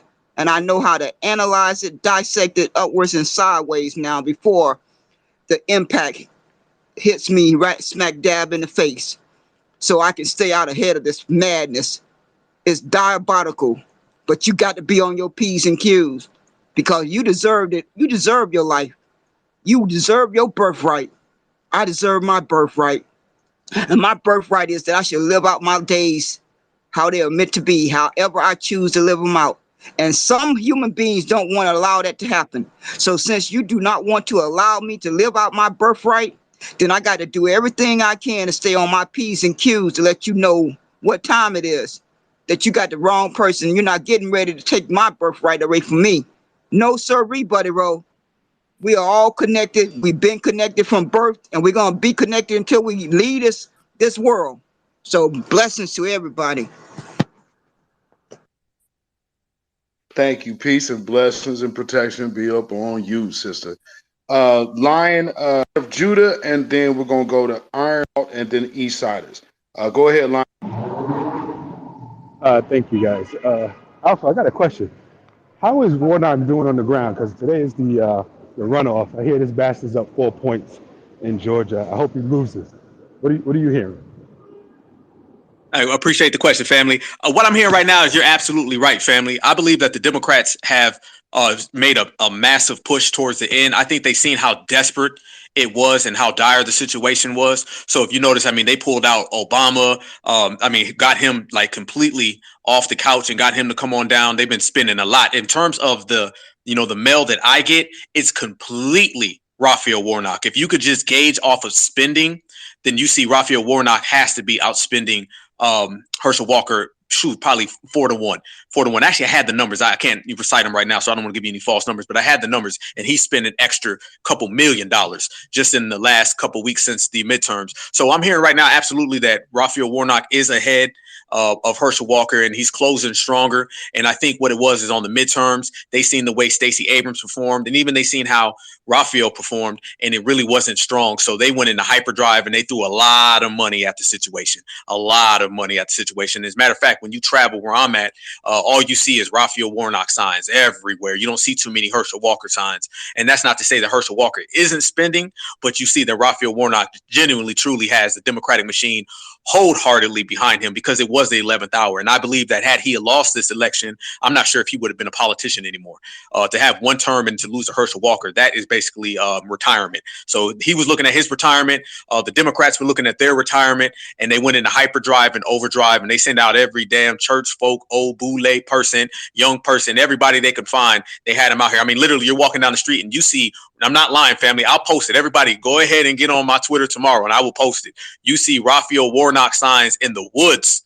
Like when you're driving down the street and you see the woods on the side, you see Raphael Warnock signs in the woods, trees and vines or branches are growing over top of them. I mean, they were just throwing them, like they were driving and just throwing them out the car. So to answer your question, which I appreciate, brother, Raphael Warnock, yes, he is up. And I believe it's because of hyperdrive spending. I believe it was because of desperation caused by the new black media and the black grassroots that had him very scared about the results from midterms. Appreciate it, man. Wow, that's interesting, but not surprised, and not to mention, for another taste of political news, the power state where they are looking at the key voting coming from has now shifted from Iowa to South Carolina. So if that is any indication on if the grassroots and new black media have been making an effect, this echo chamber, this small ineffective group, yeah, that says quite a bit. So with that being said, let's go to Iron Malt, and then we're gonna go to John Horse, and then Eastsiders, and then we'll get ready to get on up out of here. So Iron Malt, you got it, brother. Yes, and thank you. The thing is, if you can't say nothing to somebody else, the opposition, say something to each other so it can grow. Stay on code. Peace. Solid, my brother. John Horse, you got it. Yo, what's good, everybody? This is a super good conversation. Yeah, I just want to, I'm gonna make it kind of quick. Yeah, I mean, essentially, right now, I don't want people to freak out about what's going on. You know what I'm saying? Like, the white supremacists as of right now, bro, like, this is an act of desperation. For them to sit there and try to paint us as the face of, like, anti-Semitism and stuff like that, anti-Asian hate and everything. You know what I'm saying? The best way for you to combat all of that, when somebody sits there and talks about, oh, you're racist and this, that, and the third, just ask them, well, what type of military force do Black Americans have to oppress you? You know what I'm saying? And all of a sudden, you know what I'm saying, they're going to start, stuttering and what about this and what about that? You know what I'm saying? You don't have the military power to oppress anybody. You know what I'm saying? And that's what they fear. That's the thing that they fear. Right now, you know what I'm saying? I remember, I think Volvo was sitting there saying, what type of magic do, the white supremacists have to have all of these people, you know what I'm saying, siding with them and everything like that. It's simple, bro. It's not magic, it's fear. You know what I'm saying? These other groups of people are fearful. You got to understand that racism is it's a food chain. And the thing is, what we're pretty much saying is the people, bro, as foundational Black Americans, we're trying to get outside of that food chain. We're trying to step outside of the society. We're not trying to be a part of the society anymore. We're this, you know what I'm saying? It's in our blood to be maroons. It's in our blood to want to be on the outside and not be, you know what I'm saying, lumped in with everybody. We do our own thing. You know what I'm saying? That's why we're so influential. And these other groups of people, they're fearful because once we're on the outside, somebody has to be the bottom bitch to white supremacy. And see, that scares them because they understand that, yeah, like y'all signed on to this contract with these people, you know what I'm saying? And now, yeah, you're gonna be stuck dealing with them. You know what I'm saying? You turned your back on us, you know what I'm saying? And so, it's no hatred. You know what I'm saying? It's just that you're gonna have to deal with them on your own now. You know what I'm saying? While we get our reparations, you know what I'm saying, we can go on back and just do whatever it is that we got to do for ourselves. You know what I mean? And so these, and all across the world, people look at us, you know what I'm saying, as, influential people. They, the reason why, the Russian government said what it is that they said is because, you know what I'm saying, even with the whole situation with the Latinos and everything like that, when you look at a lot of the younger children, the younger generation, they're, I always want you to remember this, what J. Edgar Hoover said. Right now, today, Black people are marching in the streets by the millions with signs in their hands. Next, they'll be marching in the streets with guns. So what these other people see with their cultures is that they're starting to see that, you know what I'm saying, the younger generation, they're starting to walk like Black Americans, talk like Black Americans, dress like Black Americans. And then sooner or later, you know what I'm saying, they're going to start to think like Black Americans. They're going to start to, you know what I'm saying, start to, stand up for themselves. You know what I'm saying? When certain things in their nations and stuff like that start to go down, when they try to, you know what I'm saying, right now in China, they're having uprisings in China right now. You know what I'm saying? These other groups of people, you know what I'm saying, they have an issue with us because they're actually looking at us as the beacon of hope. They're waiting on us to make the first move to say, stand up. Like, we want y'all to stand up first so that way we can go ahead and do it too. We want to, that's essentially why some of these people are upset with us. Some of them, you know what I'm saying? They look at us, you know what I'm saying, as the beacons of hope of what true freedom is. You know what I'm saying? And that's what pisses a lot of these immigrants off when they come here, because their own people don't look at them as, you know what I'm saying, as what it means to be a freedom fighter, because they ran and they left. You know what I mean? And so I'll just land there for now. Right on, brother. I appreciate that. And we on our way up out of here. Let's see. Eastsiders and then Vovo, and then I'm gonna go ahead and take it. So Eastsiders, go ahead, brother.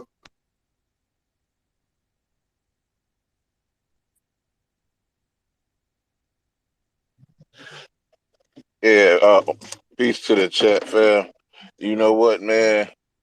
I thought about what our brother Black Alpha was saying when he mentioned about stoking that fire, because I had the honor to go down to Tulsa, for the armed demonstration last year, for the 100th anniversary of the race massacre, and it was something to see, man. I was honored to meet the survivors, you know, and it really did bring tears to my eyes just to see them people in their winter years, just knowing that they were babies when this stuff happened. They were they were little children, man. And to show you the type of hate and vitriol that these demons have, you know, at us, just to even burn down a community that was doing well. And remember, these are the people that didn't want us to have nothing. They didn't want us to be a part of them. They redlined us. They didn't kept us out of every avenue. So when we start creating our own, this is what they do. Man, when we went down there, man, we stoked a whole lot of fire, and it was about to get hot down there because I'm pointing out snipers that they had all through there. They had them on a scaffold because it was still under construction. You could see where they had buildings that they were putting together. And I'm looking at these scaffolds. I'm looking at the rebar and everything. They got these people posted. I was waiting. On one of them to crack first, and we would have told him a new one. I mean, Tulsa police would have they wouldn't have stood a chance. We'd have made sure we got everybody out the pen, goddammit, because that's what we do. We handle our business. It don't matter if we specialize in urban warfare. That would have been the perfect place, because we're tired. We tired. You know, we tried the peaceful route. We tried to be nonviolent. We tried to take the high road. We tried to turn the other cheek. Yeah, we out of cheeks now. We out. We out. We just out. And if we have to stoke some more fires here, then that's just what it's gonna have to do. You know, like one of our loved ones said in the chat earlier, either they get right or this place gonna have to burn. It's just that simple, and I'll land it there. Yes, sir. Yes, sir. Let's see. Vovo. Go ahead, Vovo. You got it. Yeah, I got kicked out the room. I don't know. I've been having a problem all day, so apologize. I didn't finish my thought, but I'm move forward. I just want to say, y'all, like, we really gotta unify though. Like, really, we gotta protect our neighborhoods. Um, um, I don't know where everybody is from, but I live in Cleveland, Ohio. It's a very, very black city. You know what I'm saying? And I'm noticing that the immigrants they're starting to move in, and we got to do something to protect that. We got to get these businesses back. We got to get these businesses back in our community, and we got to start rebuilding our community. The white folks got a problem with all these immigrants coming over here because they understand the long game, that eventually they're going to be outnumbered in the long run. But they're not suffering right now. We're the ones suffering right now at the hands of these immigrants. When these immigrants are in our neighborhoods owning businesses, and they're being disrespectful, we're suffering right now. I'm a truck driver, right? I done been all over America. I'm talking about I done been in the nooks and crannies. I done been in towns that, one stop light towns, sundown towns. I done been in towns that most people will never go or never even heard of. And as I look at America, America is mostly white, right? But it's mostly small towns. That's what America really is. Little towns and villages and townships and small towns. That's what America really is. And that's where most of the white people are. Hey, I'm talking about towns and little cities where it's 98% white. You know, they're not suffering at the hands of these immigrants. There's no immigrants there running businesses and being disrespectful. There's no immigrants there disrespecting our grandmothers when they go in there to get some bread or something, or looking at us sideways. You know what I mean? There's no immigrants moving in there. They're moving in around us in these cities that we live in, and we're suffering at the hands of them. You can pay attention to this. You can see this. We got people like Nori Martinez. She's an immigrant. When she came here with her. She came here in shambles. Her family came here in shambles, and she was able to do something great with her life. And then what she do? Turn around and sabotage black people. If you look at the immigrants, we're suffering at the hands of these immigrants. We got Puerto Ricans talking about they created our culture. These are immigrants. Now we got Asians beating up our sisters and shit in nail shops and shit like that, and being disrespectful to us in those beauty supply stores. The white people not dealing with that. The white people don't live around these people. They're coming and setting up around us. These East Indians and all that. They're not there. If let's say they do get a small gas station somewhere in their small town, they are on their best behavior around white people. They got the utmost respect to the point to where they take disrespect from those white folks. The white folks don't like them. You know what I mean? So we are suffering. We've been here for hundreds of years, y'all. So we got to take back our communities. It can't just be an online thing, or it can't just be a marching when stuff go bad thing. We need to make a conscious effort to work towards moving these people out of our communities. They are here now. The demographics of America has changed. These people are here now. They are here to stay. We not gonna be able to get these people out of the country. They here to stay, but we can get them out of our community because it's our community. We are the majority there. So we got to make a conscious effort not to go in their businesses. And then we got to set up businesses next to their business. Because the only reason why they there is because it's convenient. You know, when you go to the neighborhood store, it's convenient. It's a convenience store. So we need to have a black convenience store right next to that store, right next to the Arab store. He's going out of business. I just took my girlfriend to a black nail shop. I had to literally damn near drag her in there. Like she like, well, I don't want to go in there. I've been going to this Asian for a while now, and she went in there. She had a great time, and she bonded with her sisters, and she had a great time. And she like she did my nails better than the Asians. It's been a week, and my nails ain't even. I don't even need a what did they call fill-in. She like, I don't even need a fill-in or nothing. You know what I mean? So we got to start making a conscious effort. And all we got to do is open up, y'all. I swear if I had the money, I'd just be opening up. That's what we lacking. And that's why they want to keep us away from these reparations. I know I'm being long-winded. I apologize. But we need to open up these businesses right next to them. And I guarantee you they're going to go out of business. And I guarantee you that we ain't going to see them every day or all the time. You know what I mean? Our neighborhoods should be an oasis. Once we leave the neighborhoods on the floor, we out in the world. But once we come home to our neighborhoods, it should be an oasis, how it used to be. I appreciate you letting me speak, brother. Yes, sir. Yes, sir. Thank you, brother. And we are man, again, thank you to everybody. We wrapping up here. And thanks for everybody that's been part of this space, all the listeners and all the replay people. Thank everyone who has always been out here supporting what we've been doing for the past few months as the certified truth. That's myself, Beatzilla PDX, and my brother Black Alpha Network, as you know.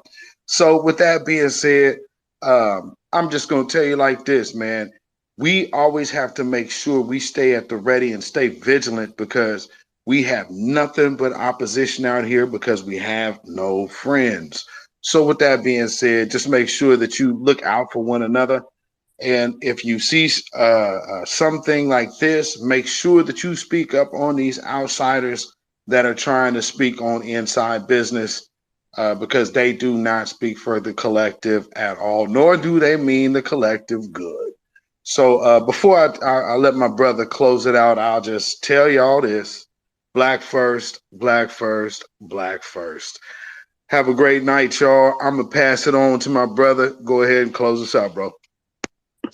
Appreciate the love, family. Appreciate everybody who came through. Till the next time. Y'all know we're going to continue to keep on bringing real good spaces, real good content, whether that be here, Twitter, Instagram, YouTube, all across the board. I got to salute all my brothers and sisters who have spoke. I'm telling you right now, I've been listening very, very carefully, and I'm going to listen again to the replay, and I'm going to take everything that y'all said, add it to what I got, and then our repertoire is just only going to get stronger and stronger and stronger. So let's end this year even stronger than we started the last one, because each day we get bigger, stronger, and faster. As I said, if you're not building today, you're wasting tomorrow, and we ain't got time to waste. So with that said, I appreciate everybody. If you guys want to continue to rock with Black Alpha, swing over to YouTube. I'm going live at 8 o'clock. And while you're on YouTube, make sure you subscribe to my brother Beatzilla. And y'all already know, when you come to the Black Alpha Network on YouTube, my live show, Beatzillas, are right here. It's like a big-ass block party. We may start off talking about one subject, and it may lead into 7 other subjects, but it just shows you that everything we do is interconnected. One thing affects us all, and we all ride together, we shine together, and we build together. So with that said, everybody stay good, stay real, stay safe. I'm sending everyone a certified salute. Let's break it down and chop it up and continue to be what we have always been, and that is exceptional. One love.